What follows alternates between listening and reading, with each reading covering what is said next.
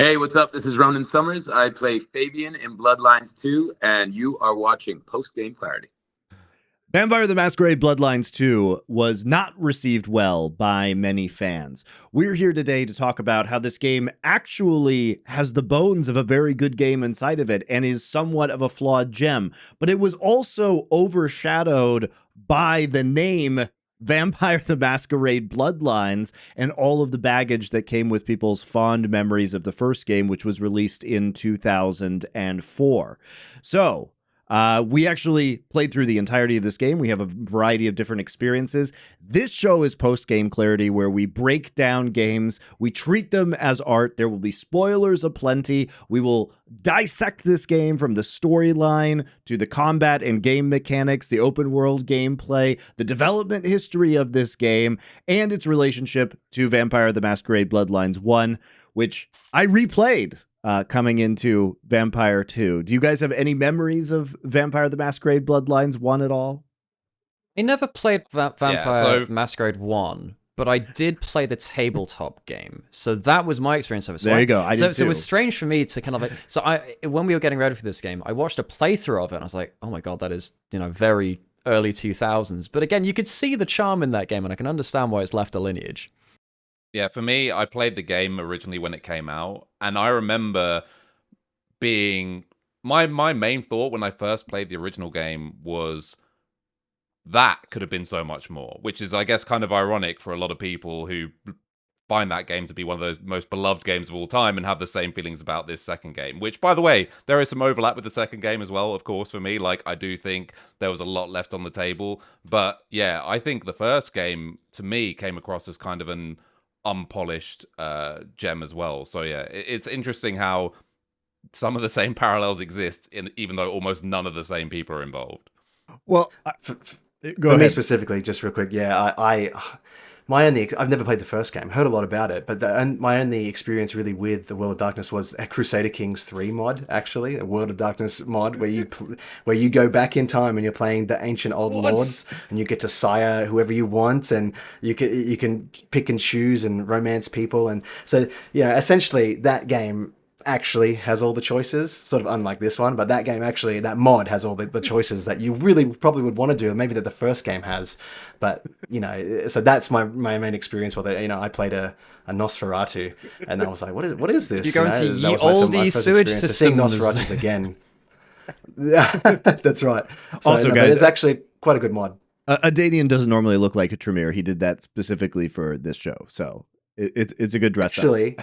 Actually, it's La Sombra. This is the La Sombra outfit. Oh, okay. Because I chose to play as La Sombra, and minus the red glasses. But this was the outfit, I do normally look like this. And about a year ago, I actually had 3 bats fly into my room and just chill out for about half an hour. So I feel like this is completely home territory for me. Prince of Darkness, anyone?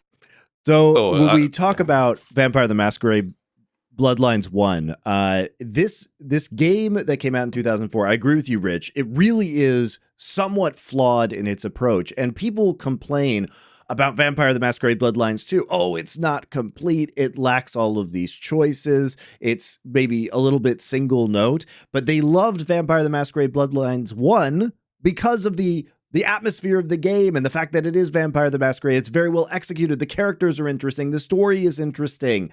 But if you actually go back and play that game, even by the standards of the time, the combat system is awful in that game, even for the time. Because remember, this game came out 4 years after Deus Ex, and Deus Ex has real choices about how you can approach things. Vampire the Masquerade makes you think there are going to be real choices about how you go through the game, and then it forces you into janky combat and kind of rushes you through the storyline. So it is very much, I would say, a flawed gem, having just played it. And I did have nostalgia for it from playing it when it was released as well, because this was the time, as Naimira said, I was very invested in the tabletop game, and I was doing the role-playing game while this game was coming out. And so it was a treat. And I think a lot of people were hoping that any sequel to this would be like a true open world RPG experience, because what they like about the first game is at least That is an RPG where you have a character and there's some really weird stuff. As a Malkavian, one of the crazy vampires, your entire dialogue tree can get very strange and prophetic at times. Or you play a Nosferatu and you can't be seen by people without a masquerade breach and you're sneaking through the sewers. These things do not happen in Bloodlines 2. Bloodlines 2 is a game that is trying to tell you a story, and it appeals perhaps more to people who like walking simulator narrative games like I do. I am that person. And the combat, I think, is underrated, but it's certainly not a gem. And so I think people were upset because you don't have these more freeform elements, limited as they were, that Vampire the Masquerade Bloodlines 1 had.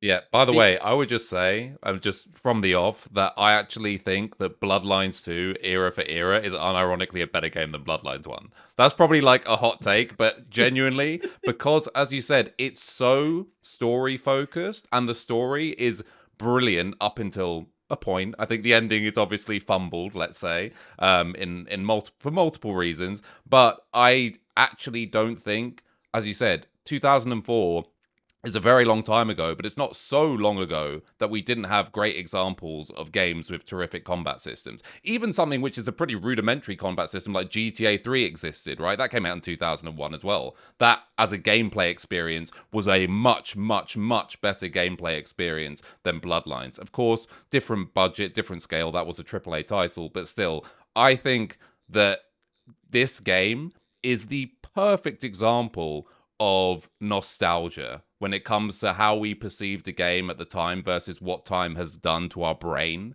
and how we think about it now. So yeah, to me, neither game is perfect, both far from it, but I actually think that the core element of this game was its story, and that's something that was actually executed to a very high degree. Funny that we're focusing so much on the combat as well, because I think just in terms of the surrounding context, again, as we're going through it here, when I think of Vampire the Masquerade and World of Darkness as a whole, one of the things which set apart World of Darkness and D&D is the fact that the combat was much less crunchy. If you wanted, like, this is exactly what happens in combat, this is exactly what you roll, this is exactly what happens, you go to something like D&D, maybe Pathfinder, something like that. When you were playing through World of Darkness, at least in my experience playing on tabletop, there's a lot more creativity and a lot less guaranteed openings. You know, it's a D10 system where you kind of like vaguely figure fewer tables. I mean, that's the thing that I loved, was there were just fewer tables to consult. The D10 system is really simple. You roll that many D10s and you have successes, and there is much more room for creativity. That's why I liked this game and Exalted, which was their fantasy game a la D&D. And so, funnily enough, I had more experience in Promethean than I did in Vampire the Masquerade, which is a similar kind of monster-based combat. For those of you that don't know about it, it's effectively you're a monster trying to become human, but to do so you have to create another monster somewhere along the way. It's really, really cool. Similar kind of like real deep dive into the psyche and human society and existence, and kind of looking at like the very worst parts of human society. Like all of that just steeps in the World of Darkness and Vampire the Masquerade, and in some ways that makes it a very challenging thing to make into a video game. And I think that's why people do like what happened in Vampire the Masquerade 1 as well, Bloodlines 1, the video game, is that it still had that gritty, no-holds-barred kind of view of the world. When I think of that era of games, early 2000s, I don't think there were that many things which were really delving into the real grotesqueness and the brutality of how horror and horror-adjacent things can happen. So that's one of the things I was looking for in this game too, is actually how did they approach that side of things, and also within the framework of a World of Darkness kind of system, how much creativity did it give you to explore that? And I think that is the point which people get hung up on, is actually there wasn't actually maybe as much exploration as the first game potentially, but that same grittiness is obviously there, part and parcel as the whole game. For me, having not played the first game, or not having less of an experience with the World of Darkness, coming into this game, it was really, I actually felt like having all the history and the lore and I guess the 20 years of build up with being a tabletop game actually made the world came across really easily to me. There was a lot of terms thrown at me and a lot of things thrown at me, you know, all the different houses, the different terms for all the different vampires, you know, things like Gehenna and all these things. But they had the codexes and they had these things but it was actually interesting enough to actually make me want to dive into it and actually, discover what it was actually trying to tell me. So for that, like, for it to bring me along, especially when it's got such a like a revered sort of title with a lot of people, and to introduce to someone new this world, I think it did a good job for me personally, because I think that's always the hardest things with these sorts of worlds and these games, is that if you don't have a compelling world, what am I'm not going to be invested in following the story, and they actually managed to do that and actually convey, I think, the World of Darkness pretty well in the second game. I don't know much about the first game, or if it was better conveyed in the second game than the first game. But for me personally, it came across quite well. I think with the first game, something that was missed out on the second game is when you went into the first game, you were given this sense that you are a nondescript vampire, or you are as descript as you made it in your character creation, and you are entering this world in a more sort of free-form way, where it's like, what can I be, what can I become, what relationships can I establish that will forward me in certain areas. Like, even though in reality there wasn't actually that much free choice in the first game, it felt like there was free choice. And at the time, because you were when the game vulnerable came out, too, right? I think so that removed a lot of your choices, I think. Sure. But when the game came out, I think the illusion was more powerful as well, because obviously games like this weren't all over the place. So you felt like the world is my oyster, but I'm a vampire. And I think that as a concept was like very cool to people. Whereas this second game is obviously from the off far more linear. Such a banger, actually. Spawn in a room. You spawn in a room with, like, the plot is already starting. You have to, by the way, you also, I think the first act you ever do is basically killing someone who I think is basically an innocent. So even already, like, the whole idea of, like, are you good? Am I evil? Like, how will I choose to play this? Like, well, I've already killed an innocent police officer, so I guess that decision's being made for me. So yeah, I think that's like a very big difference between this and the first game, was the sense of freedom that you have. Even if, as I said in the first game, I think that was overhyped and is basically an illusion. The illusion did exist. In this, the illusion doesn't really exist. Well, that's the thing, is that this game, I think we can start here. Is this game even an RPG? Like, there's no real choices that you're making. It is a narrative game. But yes, you level up, but you kind of max level really early on, and the entire premise is that you're already an established, powerful vampire, and the only additions you get are powers from other clans that aren't your own. And at the end of the day, you don't even need them to really complete the game. You could just roll with all of your clan's own powers and you won't have any issues. So without meaningful choices to be made, without like a leveling system, without a choice about character development, I think people were mad because this game is just not an RPG. And I'm okay with that because I like the narrative experience. And for me, in the way I evaluate games, like this kind of game, the most important thing to me is going to be the atmosphere and the storyline. And I can forgive many, many, many, many other mistakes as long as you get those things right. Like, I will play through it. I will play I told you, I like walking simulator games with heavy narratives and writing. This game is partially a walking simulator game in all of the Fabien sequences, right? Yep. It just is. That is how it is. There's definitely no choice in those areas. You just go. You mean you don't want to choose which clue you click first? Ooh. Yeah, there was some interesting dialogue in those sections though. Like the choices were like when you're re-interviewing, I think you're interviewing Verona, and she asks you, and you're trying to trick her with your Malkavian mind tricks, and she asks you, and you're like, I am Lord so and so, and you're like, and she's like, what's your name? And you have two choices, and the choices are Edward or Vlad. And I was like, that's just a nice little, like, of all the vampires to put, you got Edward or Vlad, and Vlad the Impaler, and that's it. How shiny are you feeling today, vampire? But like, these things are not real. There are real choices in this game for the most part. So is this an RPG? My answer is no. What do you guys think? I also think it's not really an RPG. There are no stats at all. There's no equipment. You can choose some powers. And I think that, like, I enjoyed mixing and matching some powers. Like, for instance, if you did not play as a Banu Hakim and you did not get time split, or split second rather, which slows down time and puts you into bullet time, You have played the game wrong. That shit is so cool. You must have that power. There were... Yeah, didn't do it. Therefore, I you have played the game incorrectly. And but, for instance, so I'm gonna make a habit of this. What difficulty did everyone play this game on? Because I played this on the hardest difficulty, normal, and I have to say, I did actually find it. I played on hard. Was there a hard? There was a hard mode. I actually can't remember remember the name hard, right? Now. I will say I played on hard, but not. So the I played hardest. on the hardest one. I played it on the hardest one. I did find it somewhat useful. Getting some of the powers to become more powerful in the late game, because we'll talk about like the actual combat things later. I did find that bit useful in some of it. I didn't enjoy the grinding for that. That was one thing. And particularly when, I am a power gamer. I really like playing for that late game fantasy in terms of, what is possible in this game. If you reach peak power, what is possible? And there's some really cool stuff because you are playing as, an elder vampire, which is really, really cool.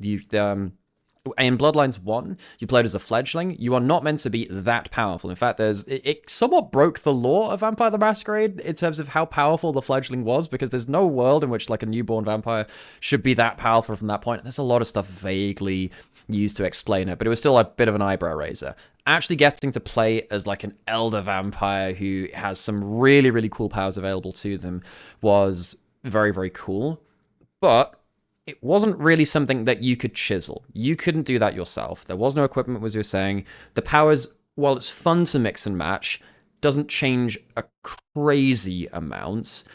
And I'll say, even when it comes to RPG, one of the things which I think about is how many ways can you solve a problem that's put in front of you? Now, one of the things about Bloodlines 1 was that there was a lot of stealth to the game. I tried stealth in this game, and it was so bloody hard to make work. Not because I don't think there were tools to do so, because again, like I was playing Banu Hakim, you can go invisible, and there's a lot of very cool stuff you can do with that. But it just felt like the game didn't want you to stealth. It wanted you to fight your way through things. So even when it came to decisions of how to deal with individual encounters, I was there. I'm like, well, which way am I going to remove this guy's spine from his body? That's it. Like I'm still removing the guy's spine. There's very little else that I'm doing here.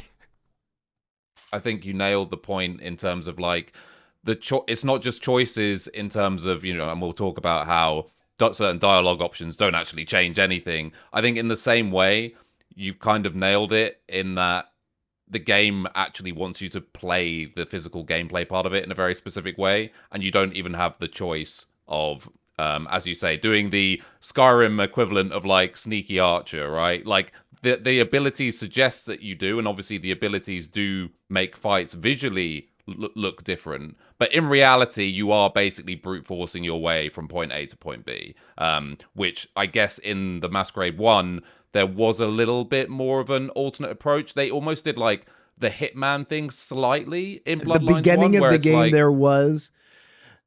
At the beginning of the game there was, but the later they got in development and the more they had to rush out the end of the game, it just defaulted to combat the longer the game goes on. So it does do this as well. Yeah. I mean, as I said, there was like a thing, they almost did the Hitman thing where it's like in Bloodlines 1, where I remember very early on there's a mission where you're like searching a house for clues or something, and it's like you can just bulldoze your way through and kill the mobs that are in there, or you can like climb through a window and then sneak around into the room and distract them and get it and then leave or whatever. Like there wasn't really much of that at all in this game. And again, by the way, I'm not someone who thinks it was particularly well executed in the first game. I do actually think that the first Masquerade game is quite overrated overall by the cult of people that follow it, which I get because it's just a very cool thing thematically, but yeah, this game I think is kind of linear in all aspects, and even more so than the first game. Well, I think this for is me. Go ahead. Sorry, yeah, Martina. I played the stealth class. Like La Sombra was the shadow class, the stealth class, right? So literally, the passive was when you execute someone, I become part of the shadows and no one can see me. So literally I had all the chances in the world to play stealth, but it wasn't really stealth. Like it was just more like one hit KOing everybody, and as you got to the more and more up your skills, which you level up all your skills by the time you become sheriff, by the way, which is like extremely early in the game. So you have all your skills, and then you just I could literally just stealth hit one person, and then I become shadowed, and my speed increases, and I just floated over to the next person and just knocked him down, and it was like but there was no point. And the thing is, and if you actually had in some of the areas where there was supposed to be stealth, it was just not.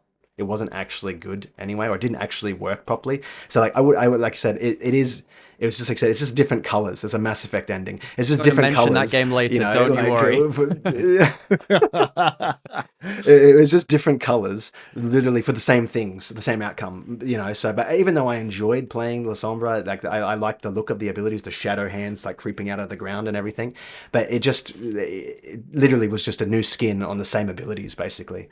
Besides Split Second, which is of course the correct way to play the game, which we've discussed. Yeah, and I think that this is a good time before we kind of dive into the rest of the game and its many, many flaws, as well as some incredible strengths, right? And we'll start with the strengths. But before that, we do have to talk about where this game came from, because Vampire the Masquerade Bloodlines 1 was kind of a more indie title. It wasn't a AAA title.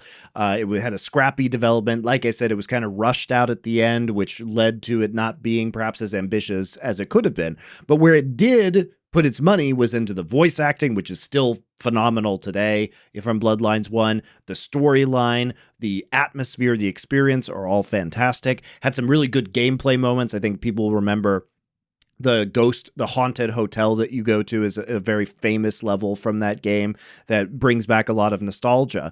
But this game, Vampire the Masquerade Bloodlines 2, was basically in development hell for years.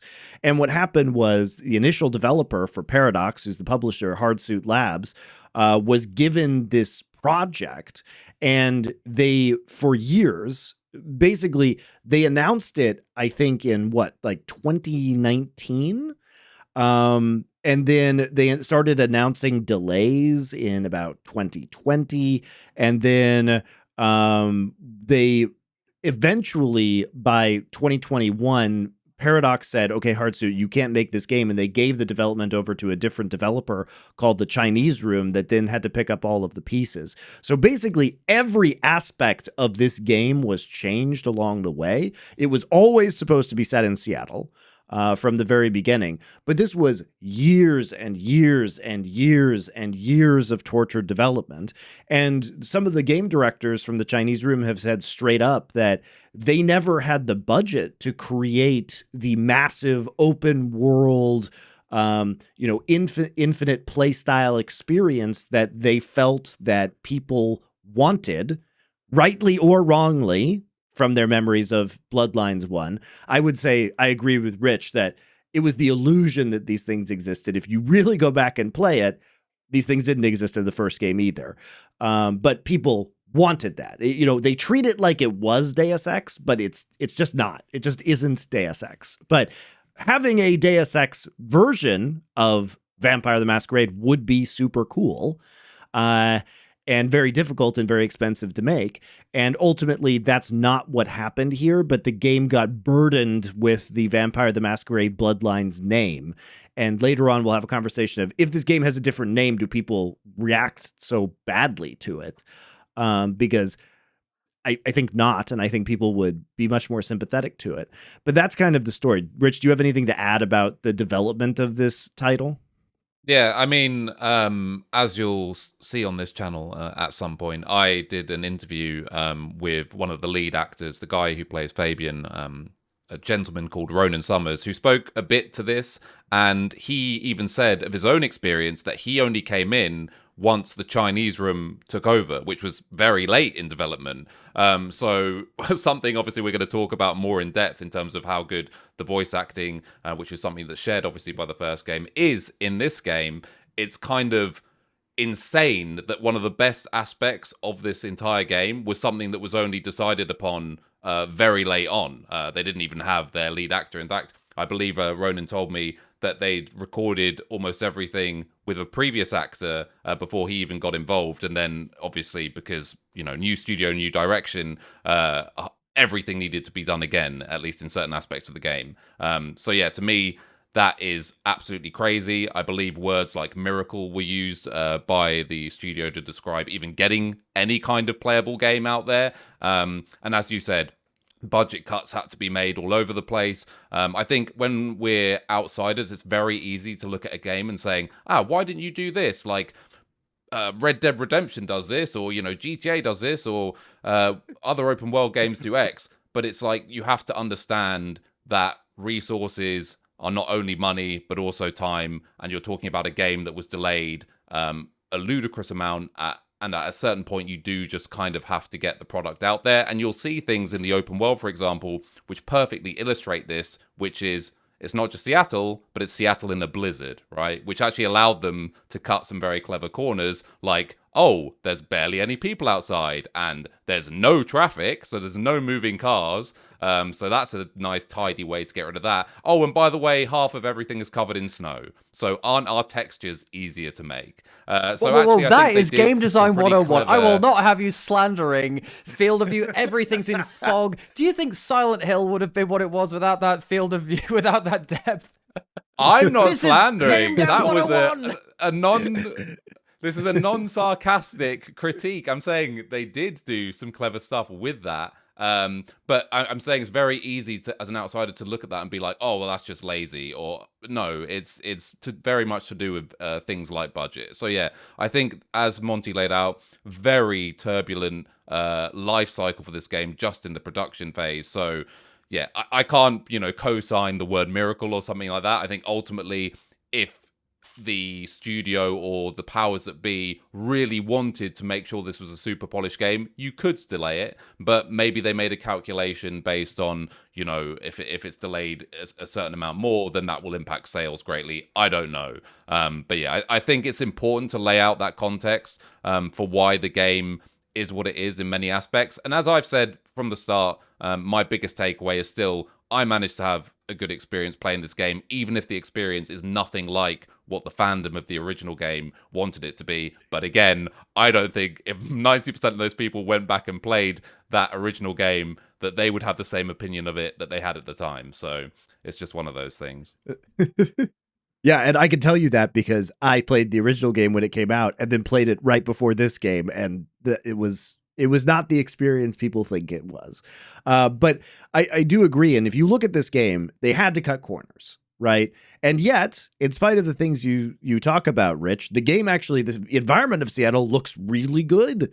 They cut those corners in a way that the artistic value and I think the artistic choices they made shine through.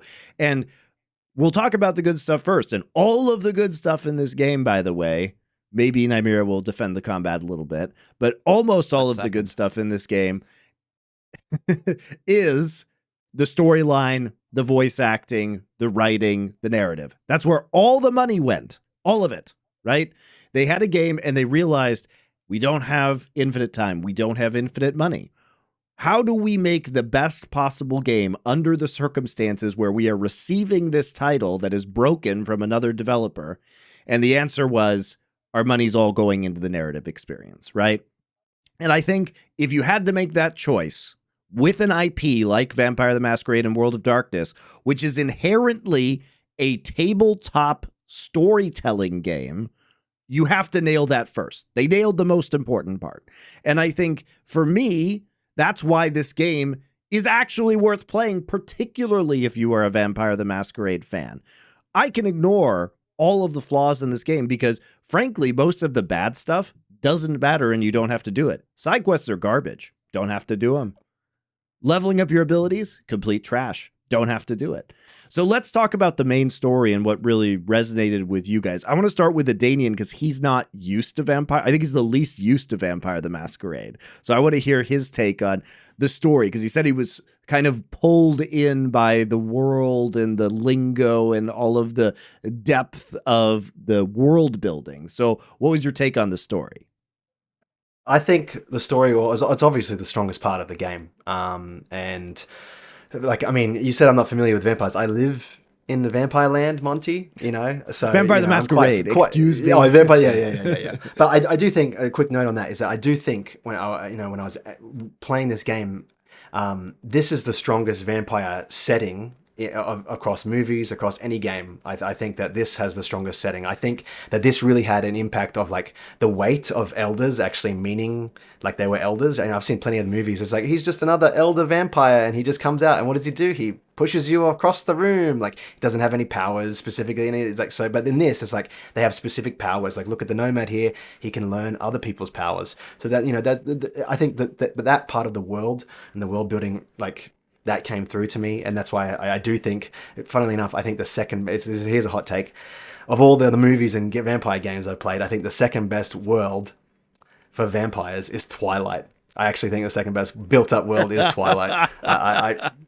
They've got all unique powers. They've got all unique powers. Everyone gets a different power every time when they turn. They've got werewolves and stuff in it too. There's a whole. But that's all thing is that's all borrowed from World of Darkness because the cohabitation with the werewolves and everything. And that's why it's good, I think, because there's not a lot of other stuff that like I've watched the Underworlds, I've watched Blades, and I just felt. And Castlevania was pretty good. The Castlevania Netflix series was good, but I just felt like Twilight had it more expanded. Anyway. Wait, we actually played Twilight above Castlevania. Is that happening? I think we've actually just witnessed like a crime against like goth culture live on stream. This is a crime against goth culture. By the way, from Ringo Starr of all people. Okay? What's happening here? Yeah. No, but for me, yeah, just well for that shit. Oh, see, I haven't seen that. I haven't seen that, so I'll have to check that out. But no, for the characters, obviously Fabien, you get Fabien straight away. He's part of your mind. He's part of your inner dialogue. And I think, obviously, the mystery surrounding Fabien, why he's in your mind, why you are in Seattle in the first place, that mystery really carried me through the entire game. Like, it's not often, like this game was 80, 90 Australian dollars. That's a lot. That's quite a lot, So when I bought it, I was like, is this really going to be long enough? Is this really going to carry my attention for that far? Especially, I'd already heard the bad reviews at that point.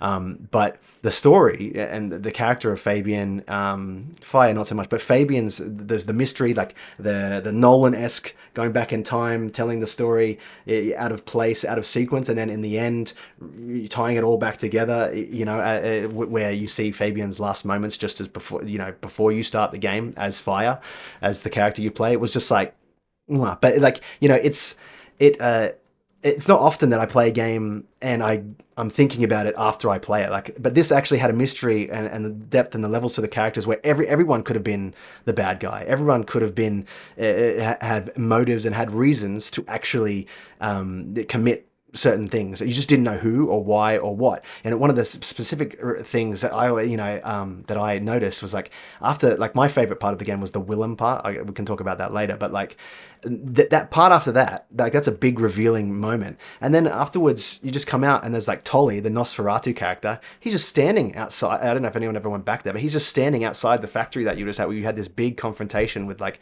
Willem, another Nosferatu character. He's just standing there and he's just like, hey, what's up? Like, what are you doing? Like, oh, I'm just here, I guess. Like, I just happen to be here. And you're like, why are you here? So there's no reason why you wouldn't be here unless you're not guilty of something, or like how would you know that this is happening or why I'm here for this reason? So they kept putting doubt at every character along the way. And that's what really, like I said, I was going to sleep going, I'm wondering whose motives are this? And I think the game did a really good job.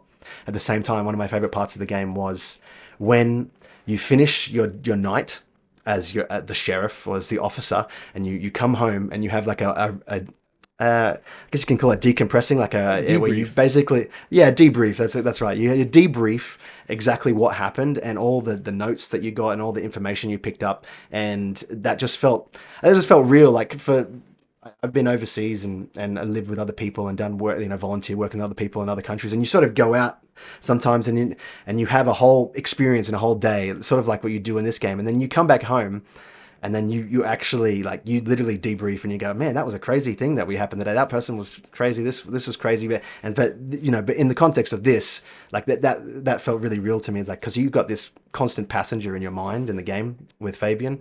So that part was one of the strongest parts for me. But just overall, it was a really strong mystery. It wasn't like any of these Rian Johnson movies that are coming out, Knives Out movies, where you can guess it in the first act. But this was good. You didn't know You had suspicions, but you didn't know until the end. Yeah. I think this has all the hallmarks that you would want from Vampire the Masquerade, which is like a multi-decade mystery, right? Where you are going back in time and all the characters, you're flashing back constantly to the 1920s Seattle. So you get to see the Roaring 20s Seattle, and then you get to see a year ago in Seattle, and then you get to see present day Seattle. And all of these timelines and all of these plots just echo across the decades because these are people who can live forever. So they plan on longer timelines, right? And things that happened literally 100 years ago are now coming back today in modern Seattle and affecting the fate of every one of the vampires in the city. And I think even the way you mentioned, Danian, about the device of Fabien himself is actually so brilliant to the narrative of this game, because they realize that by putting the crazy Malkavian vampire inside your head at the beginning of the game, so your inner monologue had somebody to talk to, allowed them to put the elder vampire into the game as the main character, because then Fabien, when you woke up, could describe all of the things that had changed since you were in torpor, right? You were out for centuries. And so he's explaining how vampire society works in the modern day, which is what you, the person who has never interacted really with Vampire the Masquerade, needs to get invested into this world. And then also the debriefs, when you as a player, games don't force you to take notes anymore like they did back in ye olden days. And so this allows them to kind of hit the main plot points and like reiterate the parts of the mystery that you're chasing if you put the game down for a day or two and you come back to it. It really is just phenomenally crafted as a narrative gameplay experience, in my opinion. Yeah. The detective parts were actually, like, it did remind me of L.A. Noire. Those detective parts as well, which is one of my favorite games. And that game, you sort of do have to take notes, and you do have to. And that was one thing I guess I was disappointed with this game, is that you took the NPCs are flat as F. You talk to them and you're like questioning them. They're just like, Whoa! I had many great philosophical conversations with that drunk bloke in the drunk tank. Not actually drunk, by the way. True. But I think the Fabien thing is particularly genius because, honestly, Fire is not a very interesting character at all. He is like incredibly generic. He is basically a conduit for Fabien, to sort of drive the story and the narrative and actually ask the sort of important questions, if you like. And he's even feeding stuff to Fire, saying like, why don't you ask them about this? Why don't you do this? What do you think of this? It's almost like Fabien, somewhere deep down, and I guess this is like an underlying theme anyway, kind of knows already, and he wants Fire to like reach the same conclusions that he's reaching. Obviously, one of the plot devices is that there is a sort of amnesia thing going on, but you get the feeling that Fabien is having thoughts a little bit ahead of time or a few moves ahead of Fire, and he wants Fire to reach the same spot, and then they sort of discuss it afterwards. But Fire is a character, in terms of a personality or whatever, is fairly irrelevant, or at least I found him to be fairly irrelevant. It's more that he is the vessel that is being driven by Fabien, who is by far the more interesting character. And for me, you already laid it out, Monty, but the skipping between decades thing, I really enjoyed that. I actually got like a little kick every time it would go back to the sort of the tea-stained color film grain thing, and I'm like, oh yes, I'm back in another like 1920s Fabien section, because those sections were, for me, the most fun when you're trying to solve a murder essentially across 100 years, and it's not even clear if it is the same murderer, but because of the world that's been built, it could be the same murderer, or it could be a copycat or whatever. And as Danian said, you just don't really know. Even if you have a strong inkling about, well, it's most likely this or it's most likely that, because so many characters are kept in play for a really long time, you're still wondering the scope to which different people could be involved, right? And Lou, obviously, who is the mayor during that time, back in the 1920s, she's almost too prince. obvious at the start. The prince. She's almost like too obvious at the start, and you believe the game leads you away from her, and then it comes full circle, and you're like, well, I guess it is just her, but was she actually the killer, or was it this person, or who was helping her? So I thought that was really interesting as well, that even though you felt pretty sure about certain elements of it, there was always stuff that needed clearing up, let's say. And as Daniel said as well, I really liked the sort of the debriefing sections. I also felt they lended themselves as a good device for the player in a similar-ish way in Yote, where, you know, she drops into the natural sauna, that it's like a decompression thing for her.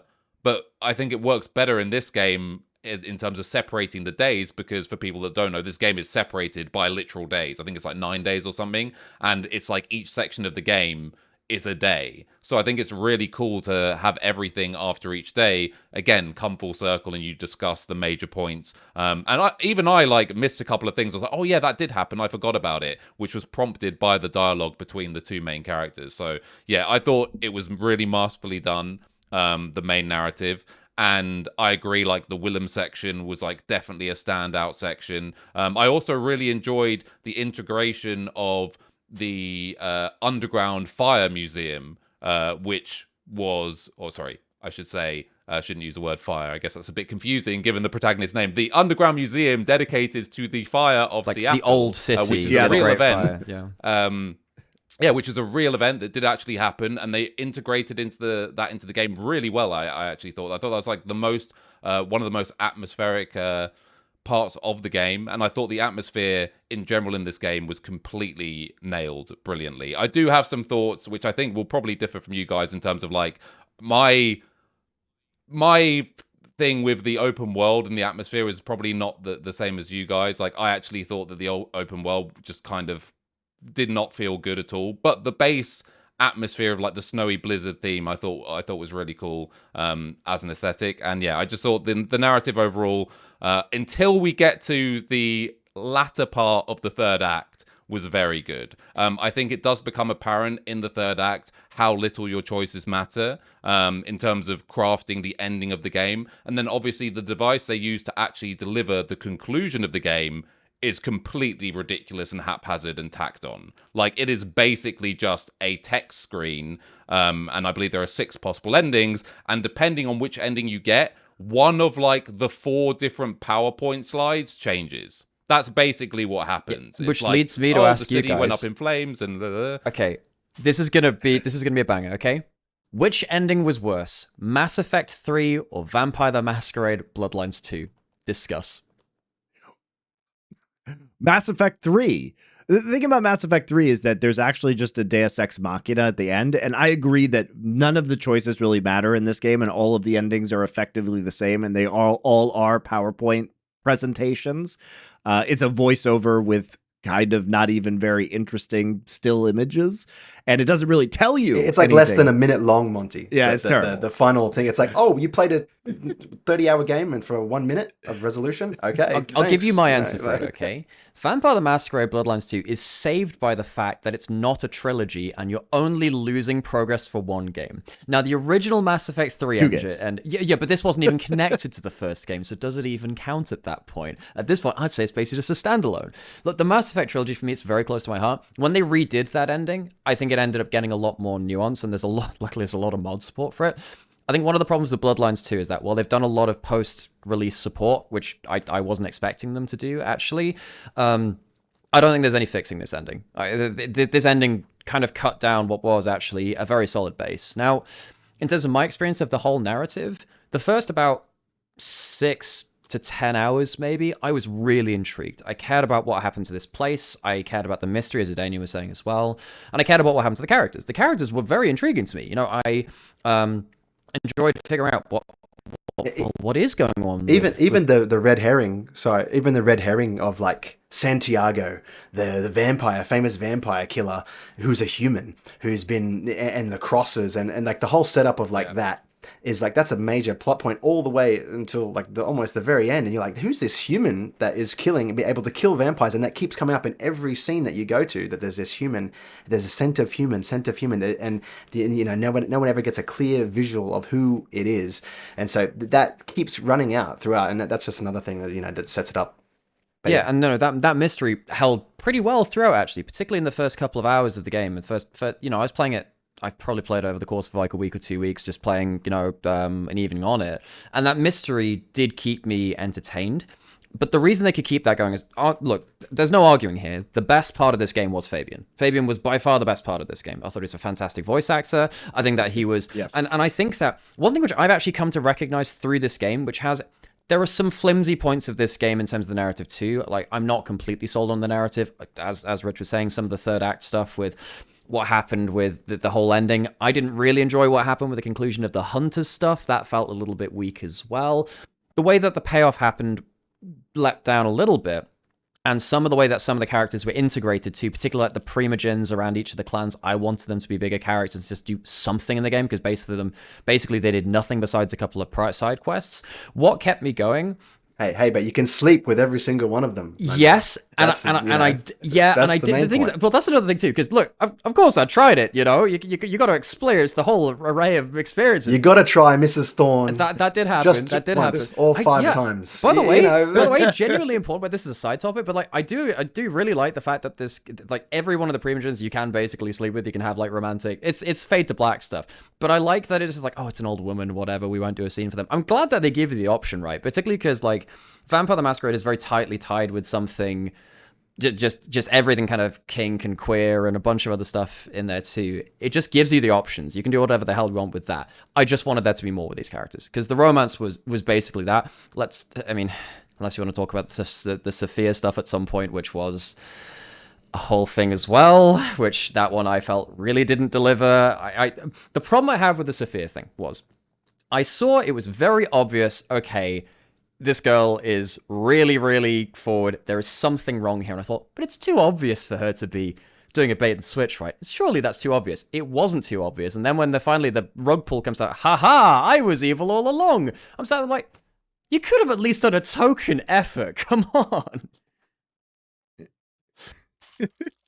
I think like it was very badly set up. That's the problem, is that the fact that the surprise twist at the end is that she's the big bad is ridiculous, right? Because we don't even really get a sense that she was actually, how did she become Sabbat? Like, she leaves the city after she's sad and then suddenly gets co-opted by the Sabbat and turned into a terrorist. Like, it's just weird, and it doesn't seem like it's even really in her character to do, and she doesn't seem like she's, as a person, capable of that level of deceit. So it ends up being really sloppy. It's also, she really liked books, Monty. So she found a Sabbat book, and she was like, I'm sold. That's it. That's all I needed. I just needed a book, and I love a broken heart. And I'm radicalized. Yep. But it also just doesn't work on the most basic level, which is because you have these flashback sequences where you're going back nearly 100 years and you're seeing her demeanor and her mannerisms and her personality and what a soft touch, for lack of a better phrase, that she is for the most part. It doesn't really make any sense that she disappears, comes back, and still has the exact copy-paste personality, but secretly I'm also super evil. Like, the whole thing they went for was basically, I've been so shunned and disappointed and heartbroken by what's happened that I am now going to default to... It's like if your family got murdered by some random person in the street who had a psychotic break or something, and then you go and join ISIS. Where's the logic there? Like, I'm just going to seek out the most evil organization that exists in the lore of my universe. Like, what? Where's the connection? It doesn't make any sense at all. And I also thought something that was very disappointing was that there's some of the best dialogue sequences in this game were between you and Lou Graham. Those were some really good sequences. And I think this game deserved you to basically have a showdown at the end with Lou. But that's what it was building towards, essentially, for the most part. I mean, depending on some dialogue I options. was imagine my disappointment, Rich, when I'm trying to send the hunters to go deal with Lou Graham and light the Glacier Hotel on fire, and they don't do it. Nothing happens. Yeah, I saw that, Monty. I saw that you sent them there. I sent them there too. But for me, she got thrown out a window. But for you, nothing happened. And I was like, "What?" He chose the exact same option as I did. I don't know why did it not work. Well, so my understanding, by the way, in terms of how all the endings work, is basically if you let the resistance leader live, then that means that you can suddenly get like a whole host of different options or something, which are theoretically possible depending on latter choices. Whereas if you do what I did, which is just kill her, then you are locked in no matter what you do from that moment on. You are locked into the quote-unquote bad ending. Agent Baker. Then you are literally from that point on locked in to one of 6 options no matter what, which is what I got, which is supposedly the least satisfying ending, though I'm also led to believe that all the other endings are basically equally as unsatisfying. But as I said, this game was leading you the whole way. The garden path in this game should have ended at Lou Graham no matter what. But no, it is just a garden path that goes completely nowhere apart from, haha, surprise, it's Safia. And it's like, I'm not invested in this boss fight. And silly me, I was still thinking when I was fighting her, oh God, now I'm going to have to immediately run across town and fight Lou Graham after this. I genuinely believe that. I was like, there's no way this is the final fight because I've only been told 10 minutes ago that this person is evil. So surely I'm going to deal with the big bad after this. But it's like, nope, joke's on you. This is the big bad. The person you've been like childishly flirting with in a fucking library for half the game and have no real qualms against other than that they've just said they're bad. And it's like, okay, well, whatever. So yeah, to me, like the game does kind of faceplant the landing at the very end. But it is one of those, is it about the journey or the destination? And because 90% of the narrative is very good, and as Adanian said at the very start of this, like I was excited to reach each next point of the narrative. Like I was holding down that walkie speed up button the whole time as Fabien because I just wanted to get to the next bit of the story. And for me, I guess this is both a compliment and a criticism. I think, in hindsight, I would have made this game much more streamlined and actually basically you're just teleported from sequence to sequence. Stop and it's pretending to be an RPG. Give it a linear story. Exactly.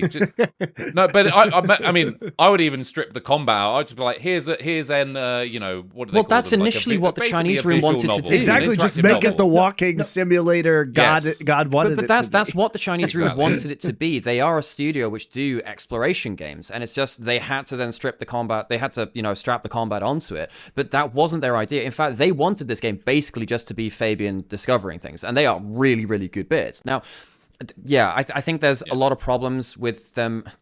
I somewhat see what they're trying to do, and I think that they almost achieved it in some ways, where, much like we talked about the split of Fabien and Fire being great just in terms of narrator and someone who's a bit more of a blank slate being introduced into the world. Of course, Fabien having like his memories half there as well allows him to also not give away the game too easily too.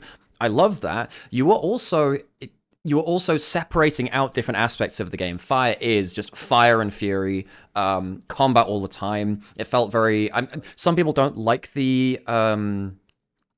connotation that it's kind of just Dishonored, but I think it fits pretty well in terms of high mobility, power-based, first-person combat, which I think fits quite well into it. Whereas Fabien was the more kind of thinking, the discovery, the mystery of it. And you separated these two out, and there was a lot of controversy about this game in terms of them separating out Malkavian powers and stuff like not playing a Nosferatu and stuff. I think that also comes down to the scale of it too, but I think it helps the narrative because while it's very cool to play as a Malkavian in the original game, Nosferatu is the original game, clearly they didn't have the scope to include Malkavians completely just fucking up the narrative by getting prophetic visions, and having a double Malkavian game would just be ridiculous.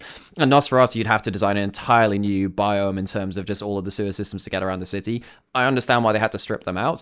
I actually think it was quite a beautiful way to actually separate out the powers for the the narrative ended up being that the powers being separated out worked quite well for the end game because it allowed you to have a little bit of that tempo break we were talking about in terms of the debrief at the end of the day. But I think it helped in terms of separating out some of the more difficult games design decisions as well. Well, it's also true that there are actually two narratives in this game, and one narrative is just the rebar killer mystery narrative, and that's the one that everybody's just going to remember from this game, and it has almost nothing to do with the stupid ending of this game, by the way. All of the interesting stuff is packed into this story of, is Fabien, what did Fabien experience? We later find out that the first rebar killer was Campbell, who became the prince of the city, but who was a ghoul for Lou Graham at that time. But the real question is, who is the second rebar killer? Because is it Fabien? It's very unclear. Fabien is Malkavian's, who he's insane. He's a very unreliable narrator, right? And he could have actually been he could have been enacting the copycat killings to jog his memory to go back so he would remember what happened to his sire, right? What happened to Gideon, and what the scandal was about how, Lou Graham had betrayed people and was killing them. And so I think for me, that narrative is the interesting narrative of the game. And everything about Fire is just dressing around the Fabien narrative. And from the game, the actual story experience too, as a game, the Fabien parts where you're using Malkavian powers to interview file cabinets is just fucking hilarious. Like, no other game is offering. Pockets, the pool table, the Yeah, Southern exactly. letter, the Arnold Schwarzenegger. Oh, that was fantastic. Yeah. I'm dying. Like, there's just super funny moments where he's talking to inanimate objects. And I guess maybe Disco Elysium does this a bit as well. Yes, it is. And that's one of my favorite examples to relate this to. So glad you mentioned it. But I think that's the experience of this game right there, is the Fabien story and the rebar killer mystery. And so I was so invested in that narrative and what had happened over these 100 years that I just didn't really care what happened at the end. Yeah, I mean, I think because the mystery is solved. I think point in that. Yeah. Oh, sorry. No, I was just going to say that. Again, I know that Nightmare, I'm guessing, is probably the most sort of generous to the gameplay aspects in terms of the fighting and so on. For me, at a certain point, I was literally just playing the game to speed run the story, because I was just so intrigued by the direction that was going to go in. I was invested in the characters. I wanted to know who was responsible for X. And I think basically most of the actual gameplay in between was not particularly interesting, bar a couple of set piece moments. The Willem one, which you've already mentioned. I thought the nightclub, at least from an aesthetic and everything, I thought that was actually a really cool sequence. I really thought they nailed that. There's actually some really cool cinematic moments in the game, that, like the atrium Willem's moment, and then when you come out and in the snow and there's blood footprints everywhere, that was you imagine that in a movie, they nailed those moments. Into the big one of the things building as well, when you're going into the final battle in the tower, that was also just wonderfully gory, just blood everywhere. Yeah, but again, for me, if it had just been experienced as basically an interactive story, that wouldn't have lost any of its muster. I still would have felt the grandeur and the intensity and the sort of what's around the next corner vibe. I didn't need to be encircled by a bunch of minions that you can just knock down with one punch, coming at me for literally 5 minutes, by the way, of these sequences of just singular, I don't even know what you call them. They were clones, basically, of, the dead people that she'd drained the blood from. Visually, very cool. Gameplay-wise, not so much. But yeah, as I said, sort of for me, because they took your powers away for that, so it was just purely melee. That section. You're just I've got all my power. No, the melee is where this game suffers, by the way. It's felt very spammy. For me, the character that I played as the Tremere, or I think it's the name, most of the stuff that I can do is CCing, so I can then melee them. And for me, the melee was really horrible and clunky. So CCing someone, basically putting them in a 6-second Morgana bind so I can then just slap them in the face until they fall over, was not particularly satisfying. So yeah, I don't know. For me, as I said, I'd have just this. You know what I'm going to say. Telltale game or whatever the company's called. Split second. It's split second. All I'm saying, just go bullet time. Let's talk about the actual gameplay now. let's start, before we get into the combat, let's start with the open world, because we criticize some of the open world experience as feeling very empty because of this blizzard.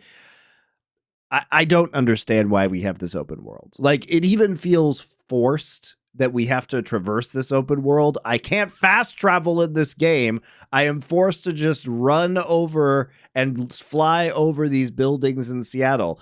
And I guess, I've been to Seattle a couple times, but I don't know the city really well, so there's no real nostalgia there for me. So I'm not invested in Seattle. Let's take a different game.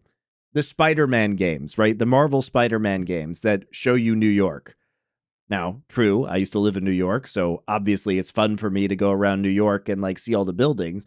But just as an environment, a city environment that you are experiencing in a novel way, as in you're climbing in buildings and flying through the sky, that is much more fun than this. I know that game had way more budget than this game, obviously. But the question is, why build this open world? What's the point of doing it besides the fact that Vampire the Masquerade Bloodlines 1 was in Los Angeles and had some small open world locations and you could travel between different parts of the city, but it was pretty limited overall. I know Rich has really strong opinions on it. Yeah. Oh, sorry, I was going to say, I think this is a perfect example of where this is probably something that was lost in translation twice. Once from the original game to the new game and what people expected and hoped for from the new game, and then second from the first studio to the second studio. I'm guessing, and this is just a guess, that this is something that had started to be incorporated by the original studio, and then the second studio, the Chinese room, inherited it and were like, what do we do here? Do we just get rid of it? Do we just make it completely linear pathing? Do we add fast travel and make it like... I think there was just basically cutting losses, I would guess, is what happened here. Because, yeah, there's no fast travel, and wandering around this basically empty city is incredibly tedious. Like, there's no other word for it. It is just tedious. And hopefully they take note of what you said, Monty, and they add, web slinging for Bloodlines 3. That would definitely be an improvement. But, yeah, there's no real way of, like, getting around it. But I think they could have in the Fabien segments, for example, they justified this sort of, you're almost in a trance and you're walking at 5 times the speed as being because it's a memory and not present day. That makes sense. But to be honest, just give me that, but times 10 the speed, like in the present day as well. Like, what am I really getting? Oh no, I'm going to miss out on an opportunity if I blink that I could pointlessly suck on some random person's blood, which after a while, the points that you get from doing that has no bearing on anything whatsoever, and that's part of what leads to this very dead feeling open world as well. Something, by the way, that I noticed near the end of the game, which I think, again, was another case of a half-baked idea, which they just kind of semi-forgot about, but then didn't execute properly, was after a certain act, I can't remember exactly which moment it is, but the city starts to get filled by those creatures that will just randomly attack you like near the park and stuff. And I think they thought, haha, once you reach this point in the game, we're going to add an extra element of like fear or having to be aware of this thing so that you don't you don't break the masquerade, basically. And it's going to make the game harder. I literally saw those things twice ever.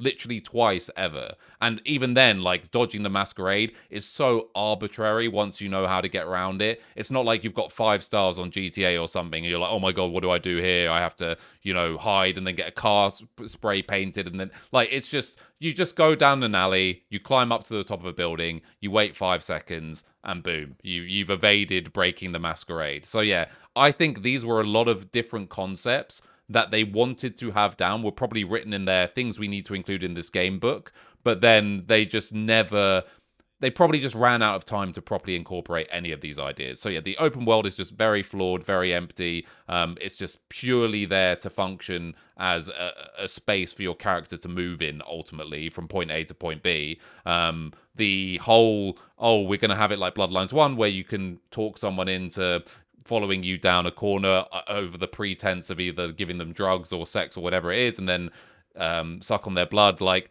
all this stuff felt just very tacked on, again, because they were so beholden to the fandom of the first game, who, again, are misremembering what it was like in the first game, because, spoiler alert, it wasn't much different in the first game. These were not some, truly transcendent epic moments where, oh, I feasted on my first person and that has all these implications. It's like, nah, I've topped up my HP or whatever the hell it did on that game. So yeah, I just think a lot of very underfleshed, sort of contrived concepts which they wanted to get into the game and probably do more with, but they just ran out of both time and budget. So we're left with what we're left with, which is basically a FedEx simulator, if we're real.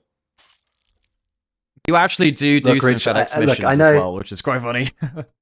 That's right, you do. Oh, you do. You got to do that. So look, of one course, the- get in with Miss Thorne, with the most important. That's right. That's right. Which I did. So, you know, there you go. But no, one of the fun things, look, I'll say is that the fun interactions with the open world that I had was that realizing that, you know, different NPCs, as bland as they were, responded to you depending on the clothing that you wore.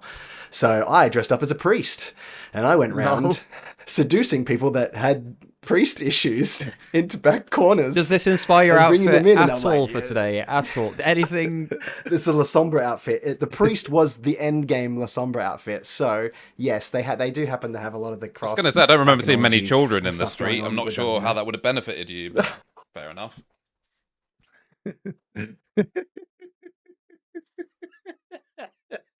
But the one thing I will say is that when I seduced bikers, they did let out girl-like moans. Could have been a bug. Could have been a feature. It also had like I had the girl-like switch voices for moans. one or two feeding things. Very funny. It's hilarious. Yeah, It was I great. did think it But, was you like know, kind of weird how like all the side questy stuff and all this other whatever. It's like the payoff is literally a black screen of sex noises, and it's like, how did I reach this point? Let's reverse engineer it. Well, you picked Just up wet 3 slapping. packages. Yeah, you picked up Honda has a 3 spitting packages sound for and me on shit, consecutive so, you know. days. So yeah, well, Yeah, yeah, and that's what I agree, Rich. Like it's so wild that you have the open world quests. You know, you think something's going to happen. It literally, when we say FedEx quest, it literally is, here's a package, take it to this person. There is no explanation. Nothing happens. It is There's fucking literally wild. There's literally even a part with Mrs. Thorne where she's aiming up to be the next prince. If you get to the end of her side quest, that you go and meet some guy, which I'm assuming is from the first game or something, another Tremere person, and they're like, oh yeah, we're like planning a coup basically to take over, but nothing happens. No, you can get deliver the package and that's it. You can get know? that ending. I got that ending, so Thorne became like the Okay, prince see, for me. So that you can yeah, get. I mean, Yeah. because it seemed like it was happening, but then nothing showed up in my ending. So I was like, okay, you know, Missed the trigger. But I mean, that's what's wild about the open world, and it's like they also include just in besides these side quests that are just take things there and nothing happens. There is, you know, it's not like The Witcher 3 where a side quest is going to dramatically change your opinion of Geralt in some way because it is extraordinary, you know, what is going on. Instead, we get these sequences where nothing at all happens, so you're wondering why you do it. By the way, don't do the side quests in this game. There is no point. They are literal busy work. And then the way to expand your character, the only way to get abilities outside your class are open world missions, where I started referring to it as sexy blood, scary blood, and angry blood, where they're just people One of them is sad who are blood, either if it helps. scared, horny, or enraged, and you go up to them and then you just say something to them, and then if they're angry, they chase you. If they're scared, they run away from you. And if they're horny, they follow you. Do you guys And have the you just problem go- where the angry ones, they aggro onto you and the cops just immediately headshot Best you? part of the game. Yeah. So- and they literally the ragdolling flies as they come across the screen. Yeah, You're like, yeah. what It the- is- what's I going was on? saying, like, It that is- wasn't even me. It is hilarious. That's the cops. If the angry people get angry at you in front of a police officer, the police will they're just like punching you, by the way, or yelling at you and running after you. The Seattle PD will in fact draw their guns and just blow motherfuckers away on the street, which is really funny. Benny was a really hostile sheriff, so he must probably put it into them, you know, like just blow them away, you know. It's I like, mean, blow 'em to be away. fair, I didn't see the Sky Tower, so it could have been Minneapolis. Who knows? Who knows? Might have to cut that out. I don't know. Just saying. Could have been. But in any case, like these are you have to get a certain amount of sexy blood, scary blood, or angry blood to unlock other clan abilities. So you just end up walking around the city and then getting annoyed when the angry people get killed by the cops before you can drink their angry blood that you need. It's incredibly boring and stupid. And I did every single one to unlock all the outfits because I wanted to see what I could. And then guess what? I still ended up wearing the generic La Sombra outfit, this one that I've got on, because like they all looked, they're either too over the top or they're just whoa. Weird, I really disagree with you on that. I love the fashion in this game. Of many. Oh, no, I love the fashion too, but it didn't fit with the style I had for my guy in the idea I had of Fire. It was my guy, well, no, that's different because I don't know, like what I understand because actually the customization wasn't great either on an RPG level or also on a visual level as well. I mean, okay, there were bits and pieces which are cool. I actually thought it was very cool hair options and makeup and whatever. But you couldn't like mix and match too many intricate bits. But actually on the whole, I thought all of the outfits, which like one of the things about World of Darkness, Vampire the Masquerade, vampire stuff in general, it a lot of people kind of like assume that it's like goth is somewhat of just a fashion choice. It does have a lot of that evolved with it, but it came from a lifestyle and it came from a background of literally hundreds of years now. And I think the fashion and the visuals and the architecture, there's a lot of people that speak about that in the game, particularly who is the Toreador who works at the back of the Banu Hakim shop? Well, the one with like the statue, which you can complete with like the angel. Froskurin? Oh, right. Okay. But I really like a lot of like the visual art and the meaning it has to certain characters in this game too. Of course, the atrium stuff was also very cool with that too. Patience was her name. I just remember Patience. Yeah. But I think there was some really cool stuff with. In fact, I would probably I think that the general visuals and the vibes and the atmosphere was probably my favorite thing about the game, besides some of the voice acting as well.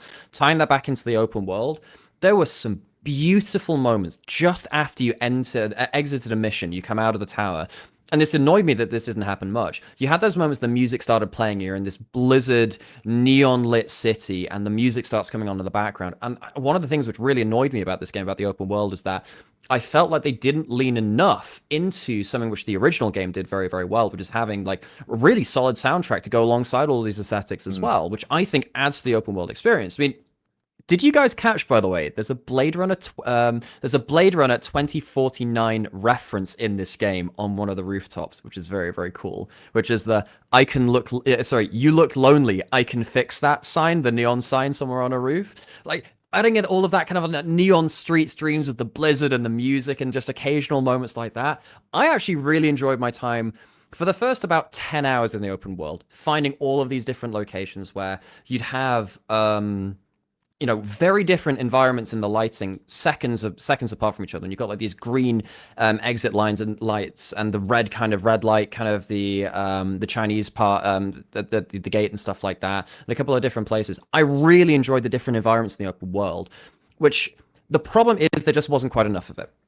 When they actually had a place to chisel out an environment, stuff like the warehouse with Willem, right? There's the meat hooks underground. That was an awesome horror segment as well. The bits and pieces where they actually chiseled out an area and they said, you know what, this looks great. This is the lighting. This is the vibe that we're trying to set. That looked great. And the bits of the open world that we did have, I really enjoyed. I just think that when you've played through them like a dozen times because you've had to do it for all of it, that's when I'm like, okay, you have ran out of content now, and you're just running me through the same environment. This probably should have been, as many of you suggested already, more streamlined, a little bit shorter, a little bit more concise, to make use of actually very good environments before we get sick of them.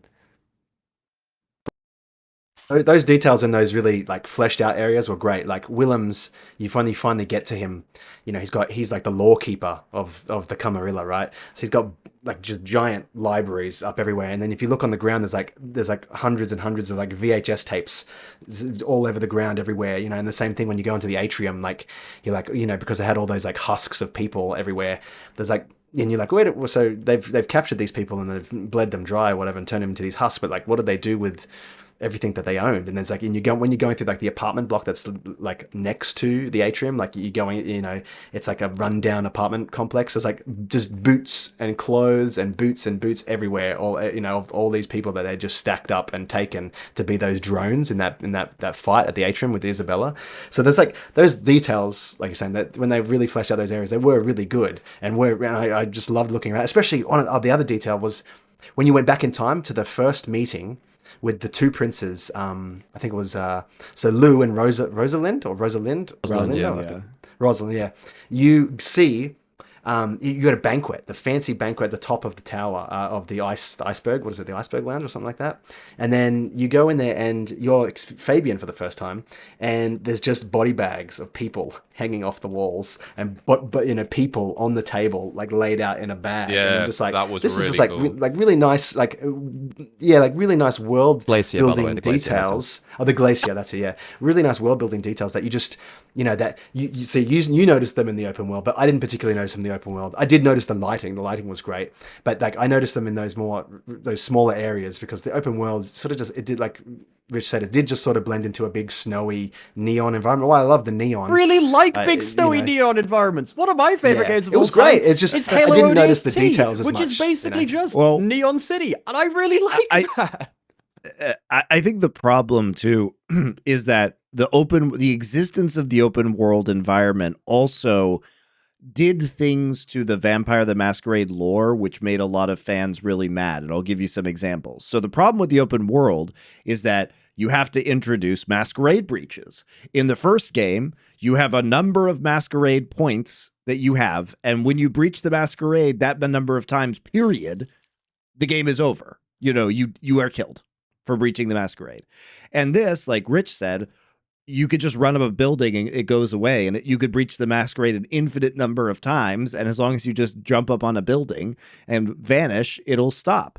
And the other problem is, when you reach the maximum breach level, if you don't run up on the building for whatever reason, what happens is a hilarious animation where a hand just stakes you, which, by the way, if you know the lore, you are the sheriff. That is your job to deal with masquerade breaches. So who is the one who is staking you?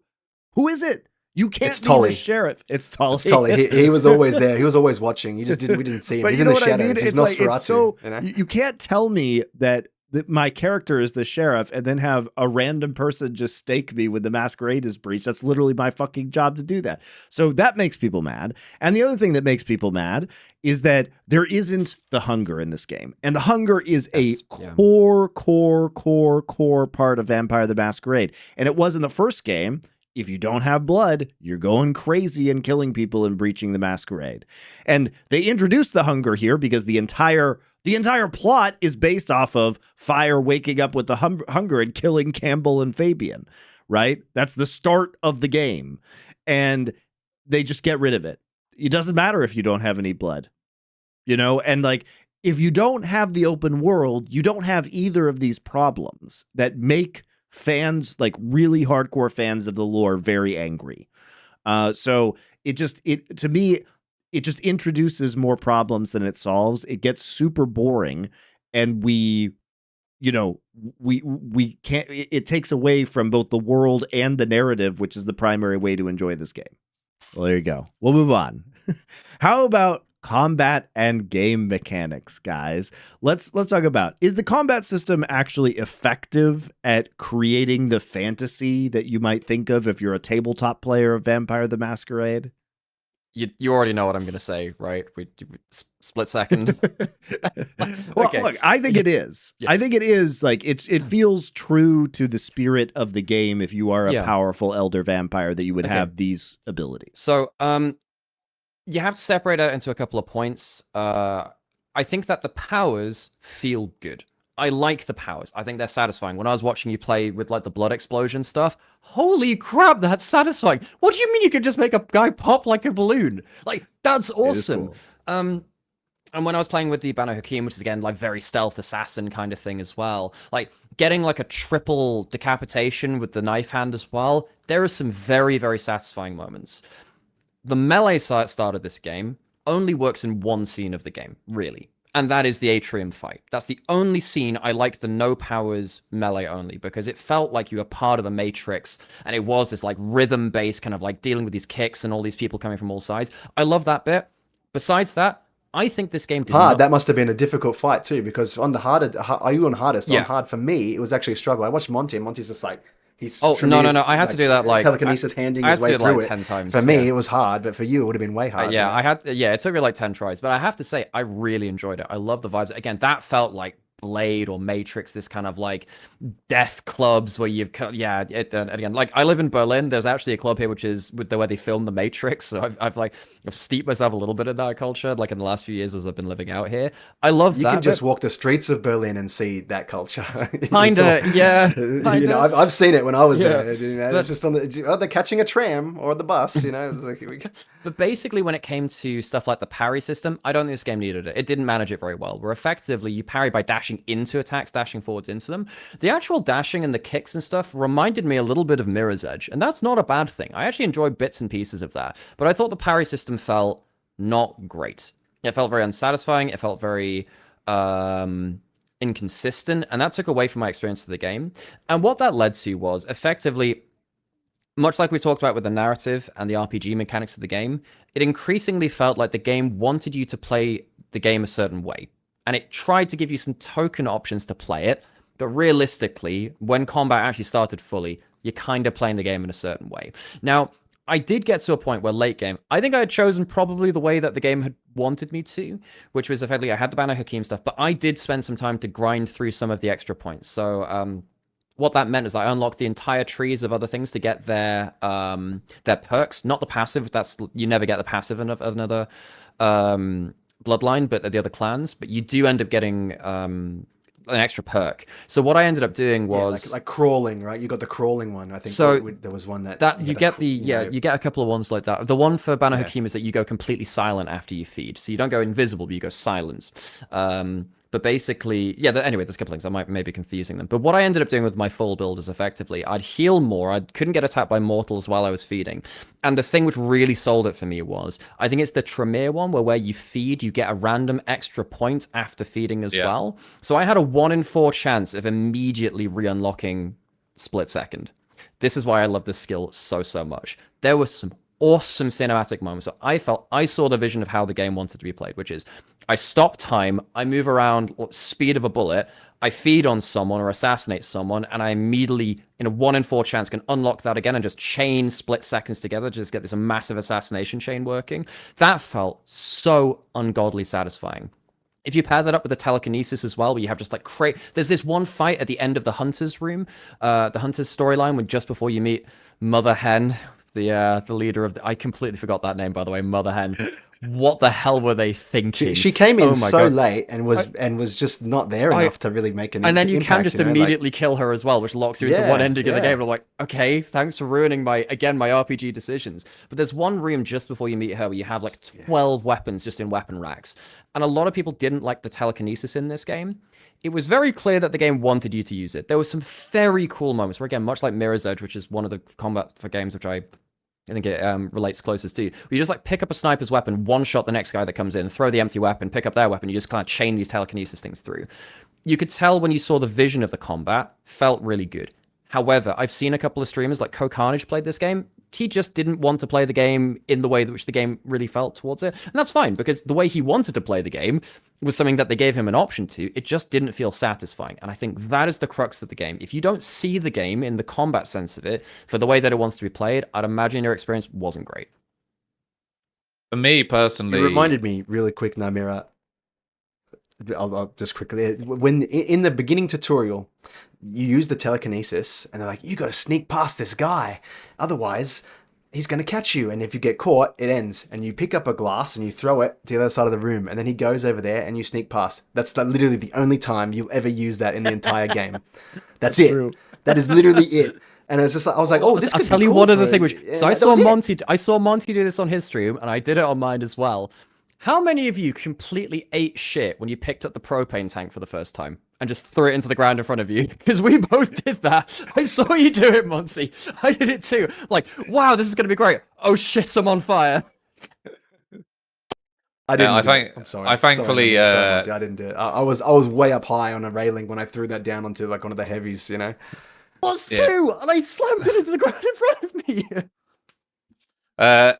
For me personally, like, I was not a big fan of the combat. I think The tutorial, again, if I had to guess, I think it was probably grandfathered in from the first studio or something, and they just left it in there because nothing you learned in that tutorial was ever applicable like later on. Or if it was, I certainly wasn't seeing the windows where it could be utilized. But yeah, for me, I think in a way you've sort of nailed the description of it, Nightmare, but you have landed more on the positive side, where for me, I've kind of landed more on the negative side. It's like, I can see from the 4 skills that I'm given from my race or whatever, that I am meant to play this in a very specific way. I'm meant to use this CC skill, then I'm meant to use this damage skill, and then I'm meant to re-CC if there's like another mob, and then use this damage skill, by which point hopefully the cooldowns are up again or whatever. And to me, maybe I picked the wrong race. Maybe it's like much more fun to play other races. I did watch a little bit of both yours and Monty's, and it did look more fun that way, I guess. But did you get a blink, Rich? Did you get a blink? Like there's literally a blink ability that you could transport behind them, and then the instant assassination, which is what I had as La Sombra. So I don't think I had a blink. So it made the combat a lot more, you know. I had this really ridiculous ability, which is like I basically got these blood daggers at some point, and you get 4 of them, and they one-shot everything pretty much, apart from the super big heavy stuff. And so yeah, that made the game like almost too easy. But I will also make this admission: about halfway through the game, in fact, it might actually have been in the Atrium fight, that I was playing on hard initially, and then during that section, I just switched it down to normal. Because I was like, I'm not enjoying this enough to have to try and do this like 5 to 10 times to like get through this part. As I said, after a while, I was just so intrigued by what was happening in the story. I just wanted to reach like the next story moment. And by the way, as I said, like aesthetically and experience-wise, the nightclub scene was like really cool, but I just wasn't enjoying the combat enough to be slugging away and trying to like theory craft in my head, like, how am I going to get past this? To me, the gameplay didn't merit me having to like really turn the screws and the hamster wheels in my head to be like, okay, well that didn't work, let me try this. I was like, whatever, I just want to get to the next part. So yeah, I don't know, for me it was quite tedious. The melee combat particularly I didn't like. The telekinesis stuff I thought was fine. But again, as you said, kind of a bit repetitive. Like you'd kill someone with a machine gun, they'd then drop their machine gun, you pick that up and shoot the next guy and rinse and repeat. I didn't particularly like that. The best things with telekinesis though was, so again, Banu Hakim special. Again, basically I'm just shilling for Banu Hakim here. They got like most of the coolest shit. If you end up doing like the knife hand thing, which I forget the name of, actually, let me look it up here. It was the bladed hand, yeah. If you cut off someone's head, you can then use their head as a projectile as well. So there were several times where, like, I'm just on a rooftop, I just, like, slice 3 off and I'm like, oh, ammunition. I just, like, murder someone with their beheaded friend's head. Like, there were enough moments like that where, because Monty led this section off by saying, how did this feel in regards to World of Darkness stuff?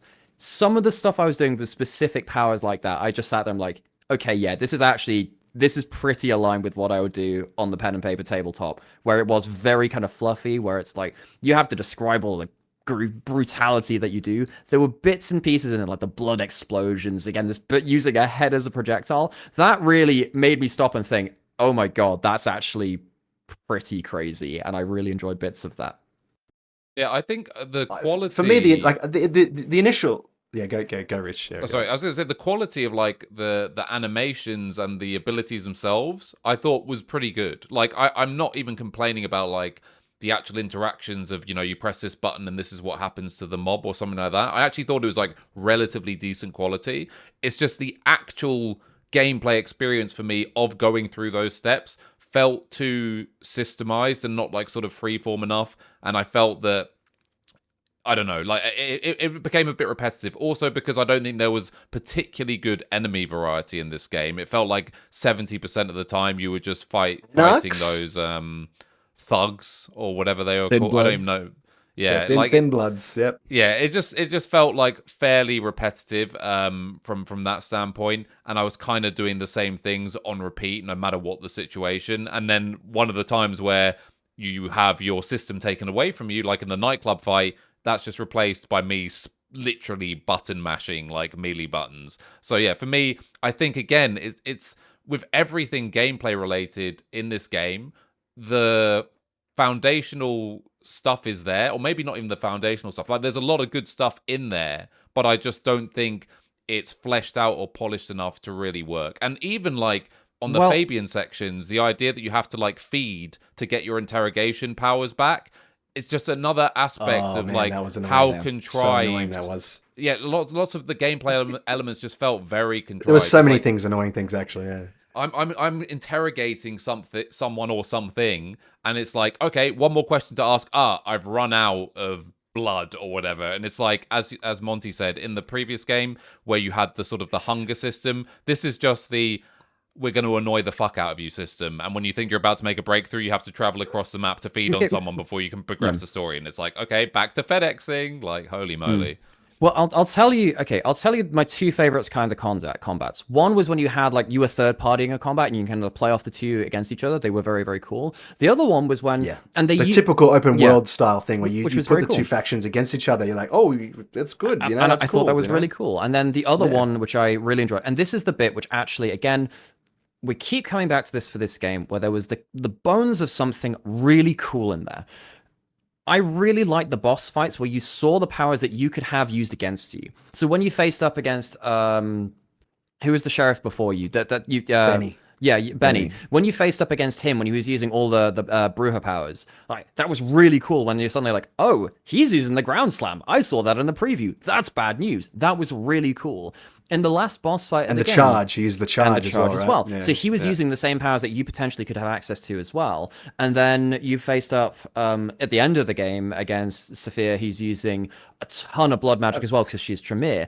I really enjoyed that, but I just wanted to see more variety of that. Maybe have like a Thin Blood that has access to one of these kind of powers or something like that. You had some of the big shotgun wielding brute guys who occasionally would teleport around, but I feel like that was criminally underused. I mean, this is meant to be a pretty. I mean, they are meant to be, particularly when you're playing at this power level as like a vampire elder or whatever. You're meant to be going toe to toe with some pretty powerful folks, and I think they actually put the power level a little bit too low. Sometimes there were some bits when you were facing up against the Sabat in their research lab underground, where you had a couple of vampires there that could go a little bit invisible as well. But the more I ran into this stuff across... they had invis and like Uzis or something. And you'd be like, okay, this is... But you really fought so little of them that it didn't really mean anything at the end. And at the end of the day, those were the fights which I thought, okay, I actually have to think my way through this because they're doing something atypical. And there were just so little of them throughout the game, which is a shame because I actually think the powers, as we've been saying it, the powers are probably the best thing about this game. You using them was cool. I would have liked to see them find some more variety to use them against you. Also, all the enemies are just they really didn't use them against you, living on rooftops. Like, why are half the rooftops in Seattle just populated with these random thugs? Like, it's actually crazy. The Anarch hiding place on rooftops. I'm like, oh no, I have prompted the Masquerade bar to go, let me climb up this rooftop. Oh, I've just ran into another gang of these people. Oh, and the police are up here as well. What the hell? Like, you get into a fight with someone at the bar and say, let's take this outside. What they meant is actually, we're going upstairs outside, not outside. Yeah, meet you on the top of the skyscraper in 10 minutes. One of the good fights, I think, like the combat, I think it's serviceable. I just think it's something that, like, that the powers are good, but the actual melee, like, there was moments where you could like literally matrix it, where you punch them, and you just keep punching them, and you follow them up in the air as you're punching them, and you punch them down. Like those were great, and like actually getting the parry. If you got the parry right.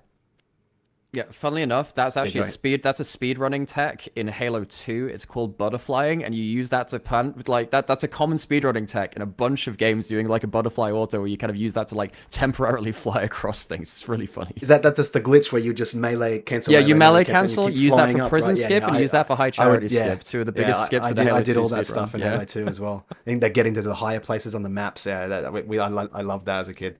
But yeah, like those moments were good. Like the first time, like the guard runs at you and you punch him and he just flies across the room and smacks into the door and leaves a blood smear across it. I was like, awesome. Oh, like we're strong. Like that was great. Like I was like mouth agape, like, oh man, this is cool. And then you get thrown into on the harder difficulties. Like the first time you're fighting in the Katsumi's Anarch Den, the dive bar basically, and I don't know how to fight. I don't know how to fight basically, and the music's freaking pumping, and they're running at you, and you're like stuck in a corner, and I'm like, you're spamming buttons, like it wasn't like as an experience, like it's cool as the experience, but like as the gameplay, like as me spamming buttons and running to corner to getting pound it again in another corner, or randomly grabbing a cue ball and throwing it at someone. Like, it felt frantic. Like, it matched like that, those certain combat moments, like you're saying, like the atrium and stuff, and those ones where it was actually hectic and good, and when you fought the good enemies and the fights were good, were good, but there was not enough of them to really, like you said, it's literally just peon anarchs most of the time you play. But the first fight and all the other actual proper staggered fights with bosses and stuff like that, they were interesting and were good, except for the last one. The final one was crap. The last one with Safia was trash. It went on way too long. It was terrible. I could barely reach her half the time. Like, you know, so, but the other ones were good. Like, you're fighting the monsters and the humans. I just had my trusty X power. Everything would go slow. Wonderful. Again, I'm here. Everything to say about gameplay comes back to get split second. I do. By the way, I used it with the Tremere abilities. It was good.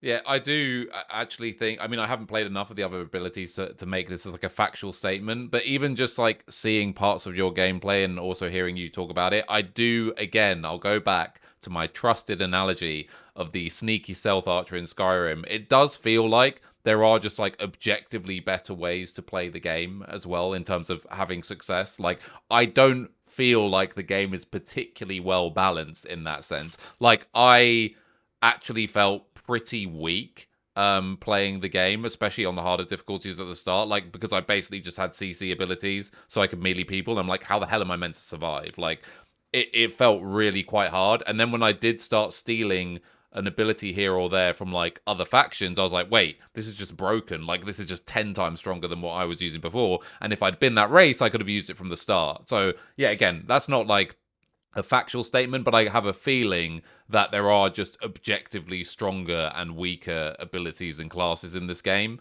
And yeah, I don't know. Remember as well, at the start of the game, a bunch of the classes were locked off as well, and you had to pay for them to get them.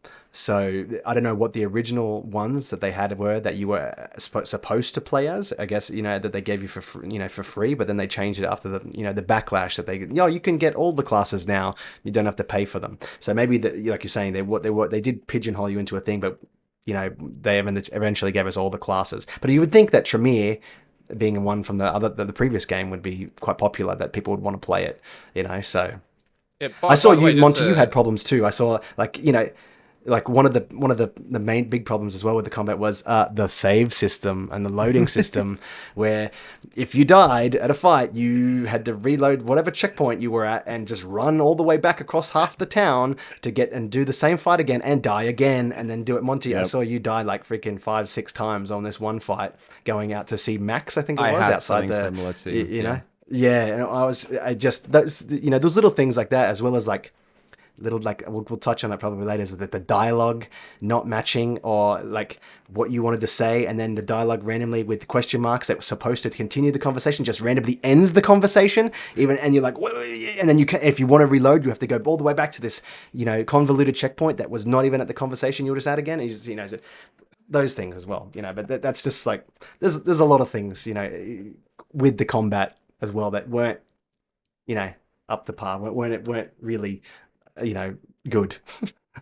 Let's talk about the art direction for this game, because I think that's the aesthetic is something that I think this game really nails, and in terms of building the universe, and we already talked a little bit about it, and seeing like the choices that they make in the set piece fights, for example, in the library, like Willem's library or the club, or the bodies that are hanging at the party in the 1920s. Like, these are all in isolation. When they have a chance to design something, it really does feel like the world. But also, we haven't touched on this yet, even though Rich did an interview on this channel with Ronan Summers, which is that the voice acting is fantastic, and particularly Ronan Summers is fantastic. Like, this isn't just because he wanted to do an interview that we're saying he's good. He absolutely makes this game from his performance. He is simultaneously this film noir, hard-boiled detective, but he plays it with a self-referential humor that is like deeply funny, and the way he interacts with people and kind of just accepts the crazy things that they say or acknowledges them to blow them off is also hilarious. And so there's so many layers to this performance, and he's one of many good voice acting performances, but I think that he sets the tone for this game. He is by turns deeply worried about his own memory loss, concerned about what is going on, empathetic for people, sarcastic. He just runs the gamut of emotions. And I think without him, this game is substantially worse. Yeah, I think the thing is as well, as you said, I didn't want to interview Ronan because he's available to interview. We wanted to interview Ronan because he is the best thing about this game. And I think, yeah, he sets the tone, especially with like the narrative stuff or whatever. And again, the dialogue is truly the thing that shines in this game. And also, you know, speaking about the art design and so on, the aesthetic that they match with the dialogue is also a star of the show. I think one of the other very good actors, and hopefully she'll forgive me if I forget her name, the actress who plays Lou Graham is also fantastic. And some of my favorite sequences were at the top of the Glacier Hotel. And just the way they frame the actual the visual framing of the dialogue is fantastic. Her room was so good.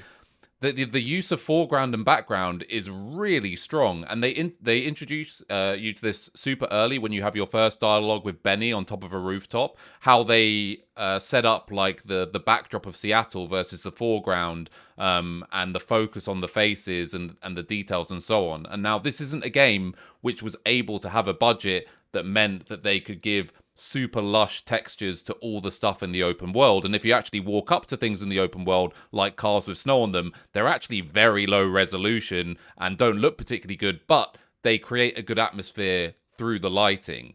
But where they did spend a lot, and as Monty said, I think they kind of all-inned on the story, and part of all-inning on the story was also making sure that the art direction was perfect for the story moments, is these dialogue sections where you have a one-on-one conversation, and they focus on both sets of faces, and the lip syncing, and the foreground and background, and these are the most richly stuffed moments of the games in terms of both the visual aspect and the audio aspect, which, as Nymera said, might be lacking in soundtrack a little bit. Maybe that's where you could make a criticism, but the actual voice acting of nearly all of the main protagonists in this game are super top tier. So yeah, I thought that's like the best thing about this game. The most fun I had in this game was just participating in these dialogue sections where you can really see the sort of expressions and reactions of the characters, because again, that's what it's about. You're picking dialogue options, which maybe in reality don't actually lead to much,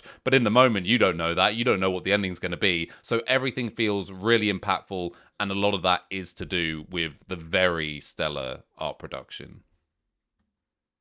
Yeah, I think navigating what Lou wanted, and you know, like, and trying to find out what her motivations were was always really fun. You're like, oh, what's she gonna? Because you never knew what she was gonna like.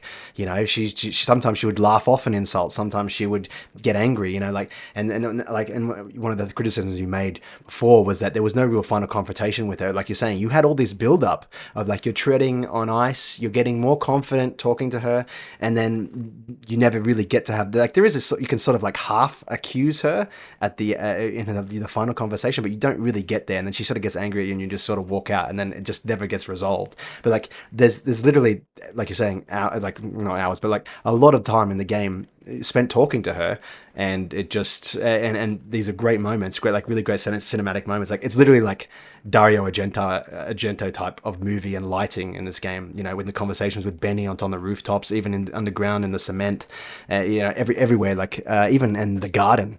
The garden was really good too. Yeah. You know, great visual, you know, with the gardener. But you had all these great conversations, and like you said, it's unfortunately you didn't get to have that final conversation with Lou. You didn't get to have that final confrontation. Maybe they actually did record it. Maybe we just didn't get to see it. Maybe it just didn't work. I don't know. But it was for all the good of the voice acting and the set design and everything, with the actual, like, there wasn't actually many cinematics in the game. Like you said, there's a lot of just conversations, but they were done really well. But to not have that sort of confrontation is this is a fun bit thing. of a downer. You know? So we're speaking a lot about Lou Graham. How many of you realized that Lou Graham had rebar earrings? That was a nice little thing on the didn't know character. that. Yeah, Luke Graham Didn't see that. She has rebar That's earrings, cool. which is there throughout the entire game. It's just a little bit of the character design. You could tell there were some really nice thoughts like that. Like, okay. I didn't notice it until after like everything was revealed, by the way. So I didn't notice during it. I look back and damn, it was there.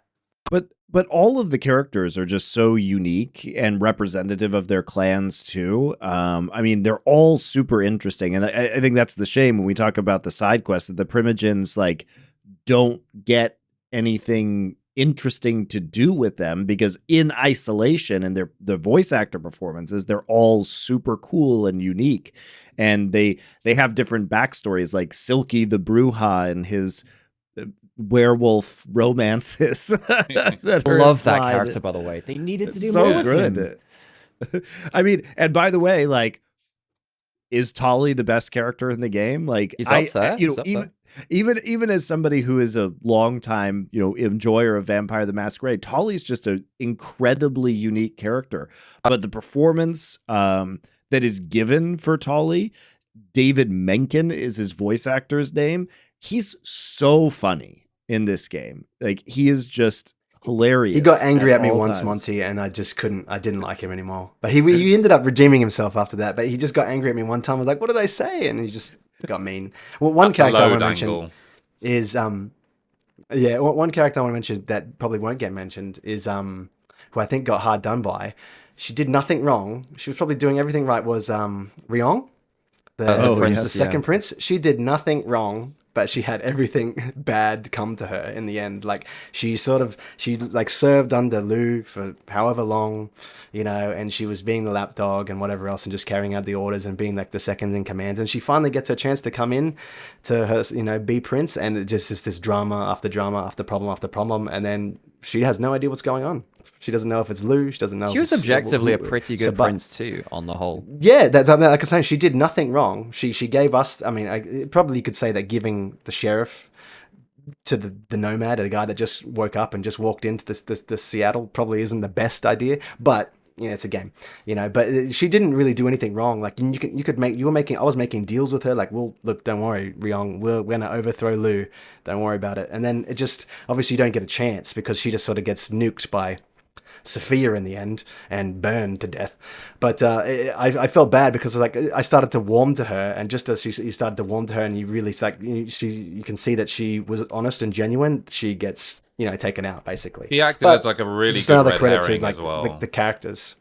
Because that's right. That's right. Because at the start, Lou's way too obvious, right? Like, you're like, well, it's not going to be Lou, but then Ryong seems this much more reasonable, grounded person that you're assuming is going to turn out not to be the case, and they're always sort of sprinkling in the doubt that actually is Ryong actually good, and you have all these dialogue options of do you support this person? Do you support that person? And I think you're meant to think a lot of the way through, actually, there's going to be a bait and switch here, and Ryong's a bad person, but then they never do, and they just pull that rug away anyway. I believe every ending she just gets screwed over no matter what, if I'm not mistaken, which you can say pretty sure, is a strength or a weakness, I don't know. But again, all of these, the best part of the game, in my opinion, I guess you can just talk about it from different angles, because you can just say it's the narrative, it's the story, but really it is also the art design, because the game or the dialogue and the narrative isn't much without it, or is far or heavily diminished at least without it, because all of these set pieces, like we've already talked about, the 1920s banquet scene, the up top of the glacial hotel scene. How good was the underground? I thought the underground, really good. The Dragon Palace place was amazing. Oh yeah, super cool. It was great. Until the mother hen stuff, but the rest of it was great. But the apex of all of these moments for me is the dialogues that then happen within them. In the underground, when you end up, as Danian mentioned, in the garden, all these moments still ultimately come down to the best part was the dialogues, and that is heavily supported by the art design in this game. And so far as the dialogues and these interactions were concerned, they absolutely nailed the art design, and up to a level of AAA. Now, I have issues with the game in terms of it's overpriced, in my opinion, because the game was actually priced like a AAA game, like a true AAA game. But those scenes specifically look AAA quality. They literally look like a game that came out in 2025 and had a massive budget behind them. So yeah, that part is the only part in the game I would say where it's like truly finished, truly polished, apart from the ending, obviously. But you know what I mean. In terms of an art design perspective, that is almost a 10 out of 10 for me. Yeah.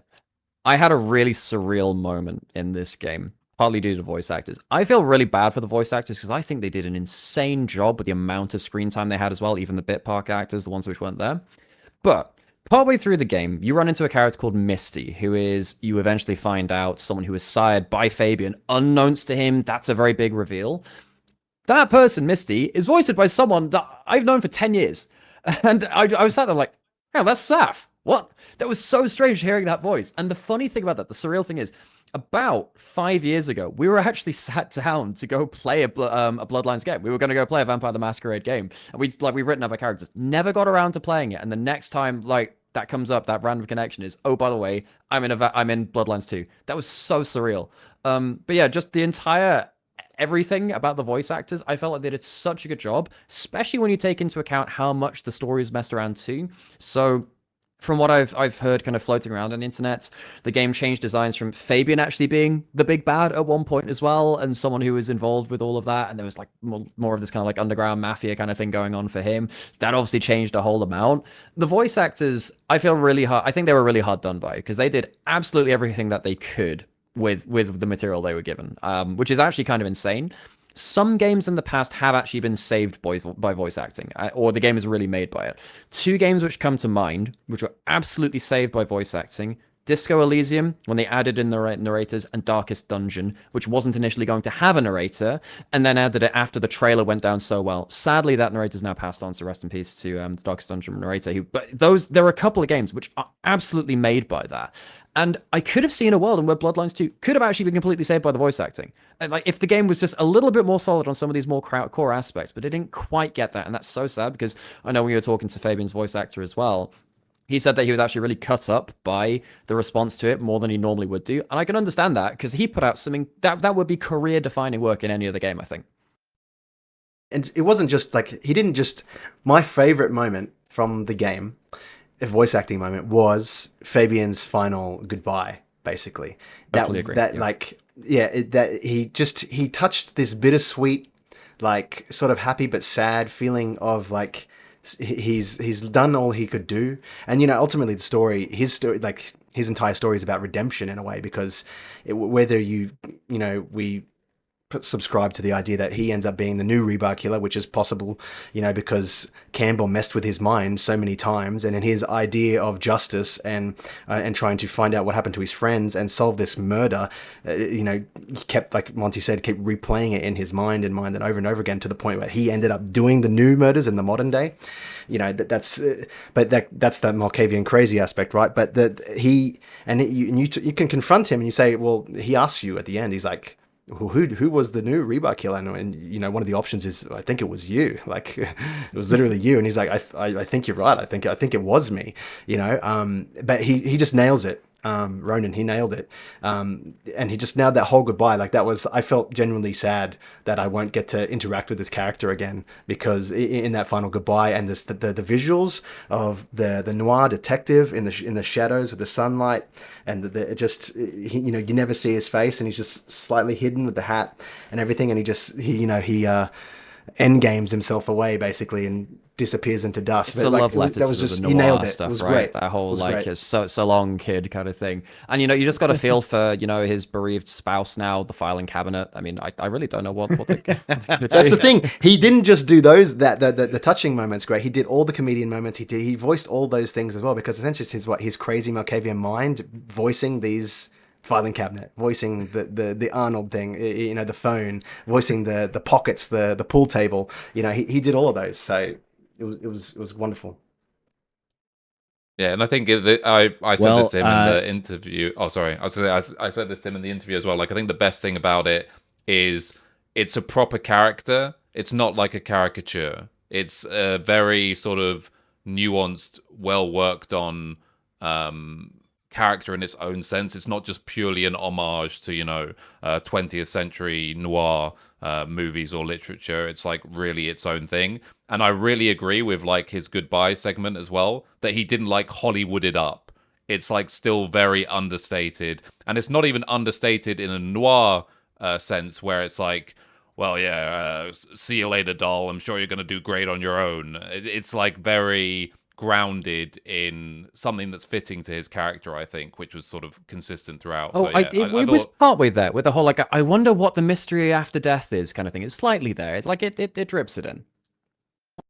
Actually, I did forget a little about that bit, line. but I don't think it he did it a little bit, but it wasn't like overbearing to the point where it definitely wasn't overbearing. I agree. It was much more subtle. All right. Well, I think we should kind of move towards wrapping this up. And I think what's interesting, guys, is that where did this game go?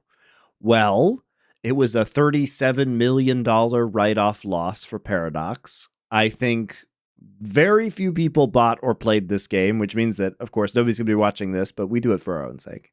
And then also, in spite of all of these difficulties, they are still going to release DLC this year for this game. It hasn't been canceled. What? Are you kidding me? There are 2 DLC packs, one of which is about Benny and one of which is about Ysabella, that are coming. So they're going to release more story content for this game, and they have continued to support it. They're adding new, I think, Valentine's Day aesthetics in a few weeks in February. They're doing a bunch of stuff for this game. So in spite of the disastrous commercial failure of this game, they are not done. They haven't canceled the content. They are going to give people the content that they promised when they announced this game.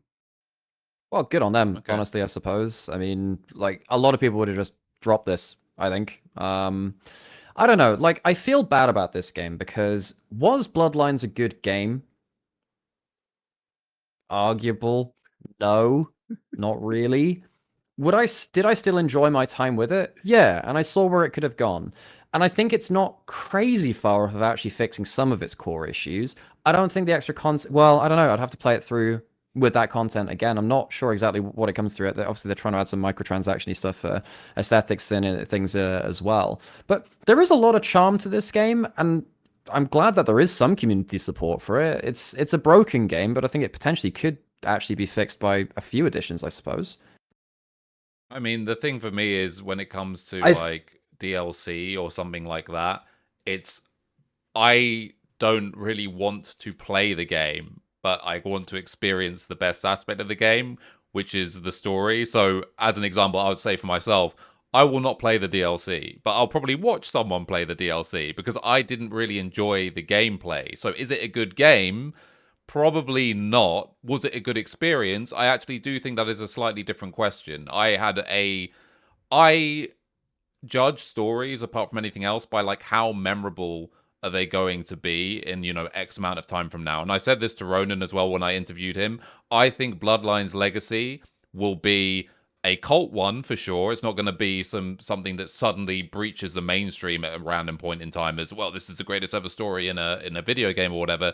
But I think its legacy will be how well done, well executed, and memorable the story aspects and the people that worked on the story, specifically the voice actors and their characters were, or indeed are. So yeah, for me, I had a good experience playing the game or experiencing the game, but maybe didn't have the best experience playing the game. I think that's how I would probably summarize it. But I'd still give the story, like an 8.5 out of 10. I thought it was excellent.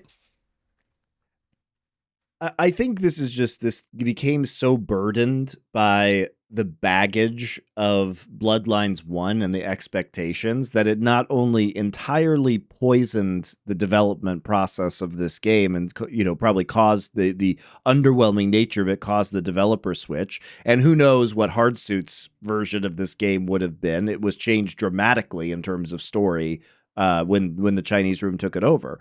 But this iteration of the game, if you had just called this Vampire the Masquerade Seattle, and you had just built it around the core narrative experience, this game is a fucking banger. Like, that's the thing. And for somebody like me, so I have also played a bunch of the visual novels for Vampire the Masquerade. Like, I did that in addition to playing the first game as part of this, and like the Coteries of New York and these other visual novels that they've been releasing, which are very interesting and well written, by the way.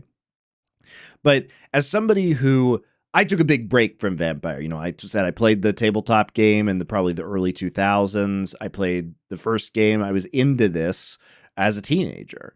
And so for me, who took a big break and is coming back to it, I just wanted a great narrative vampire experience. And I kind of got that. So a lot of the flaws of this game are really secondary to me, to the way that they nailed the aesthetic, the atmosphere, the dialogue, the story, the world.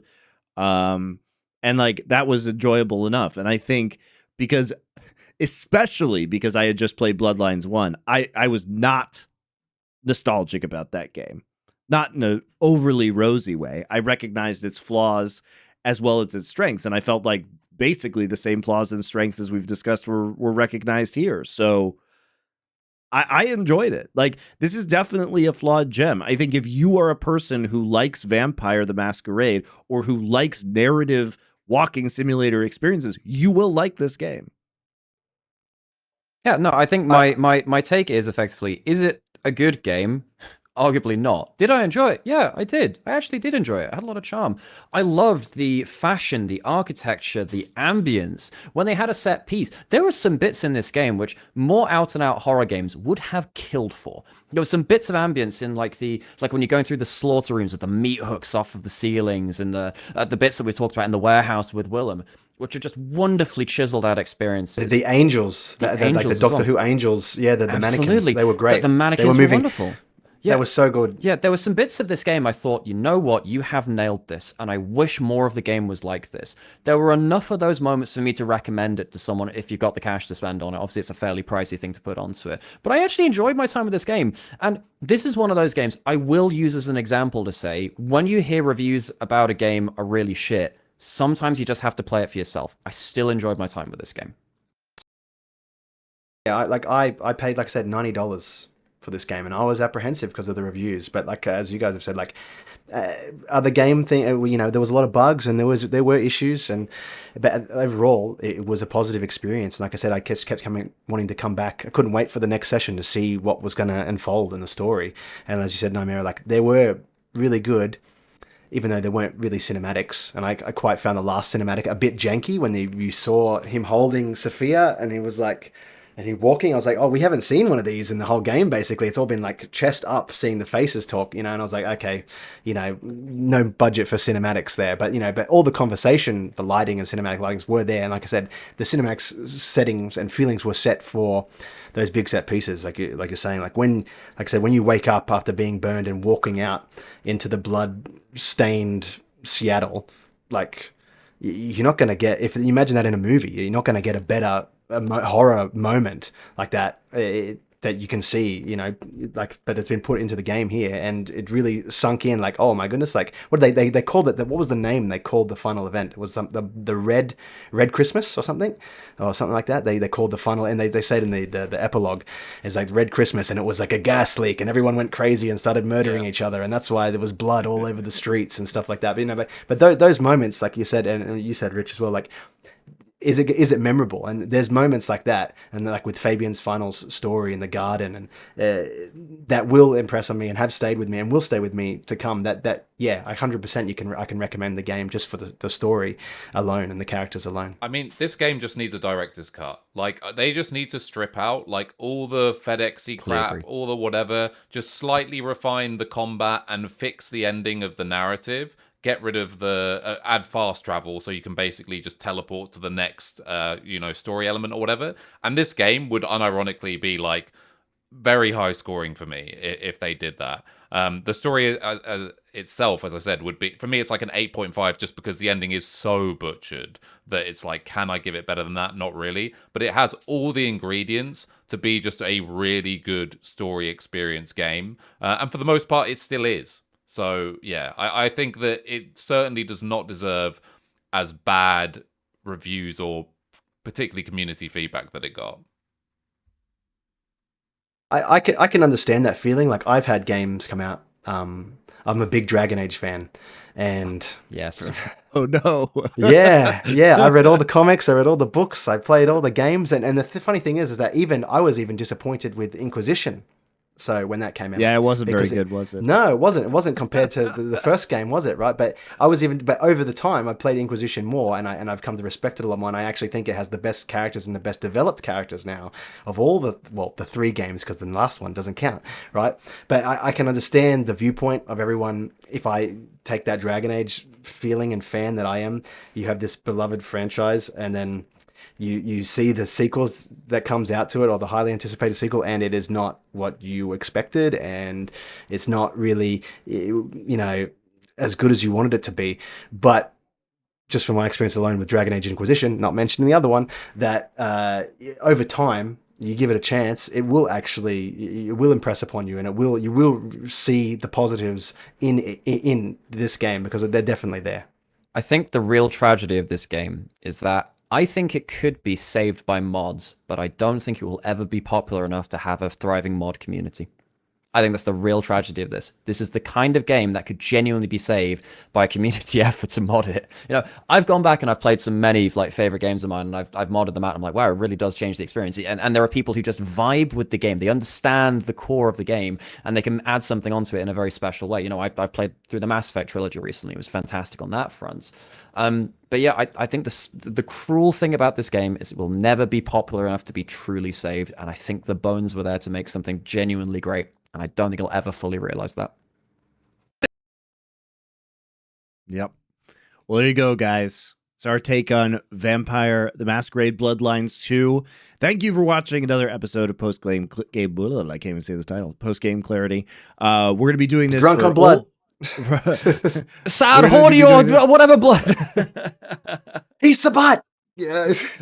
We're going to be doing this for other games too, obviously, coming up, as well as I think we'll be taking a look at some older titles and doing some retrospectives on there. So stick around, and thanks a lot for watching. See you next time.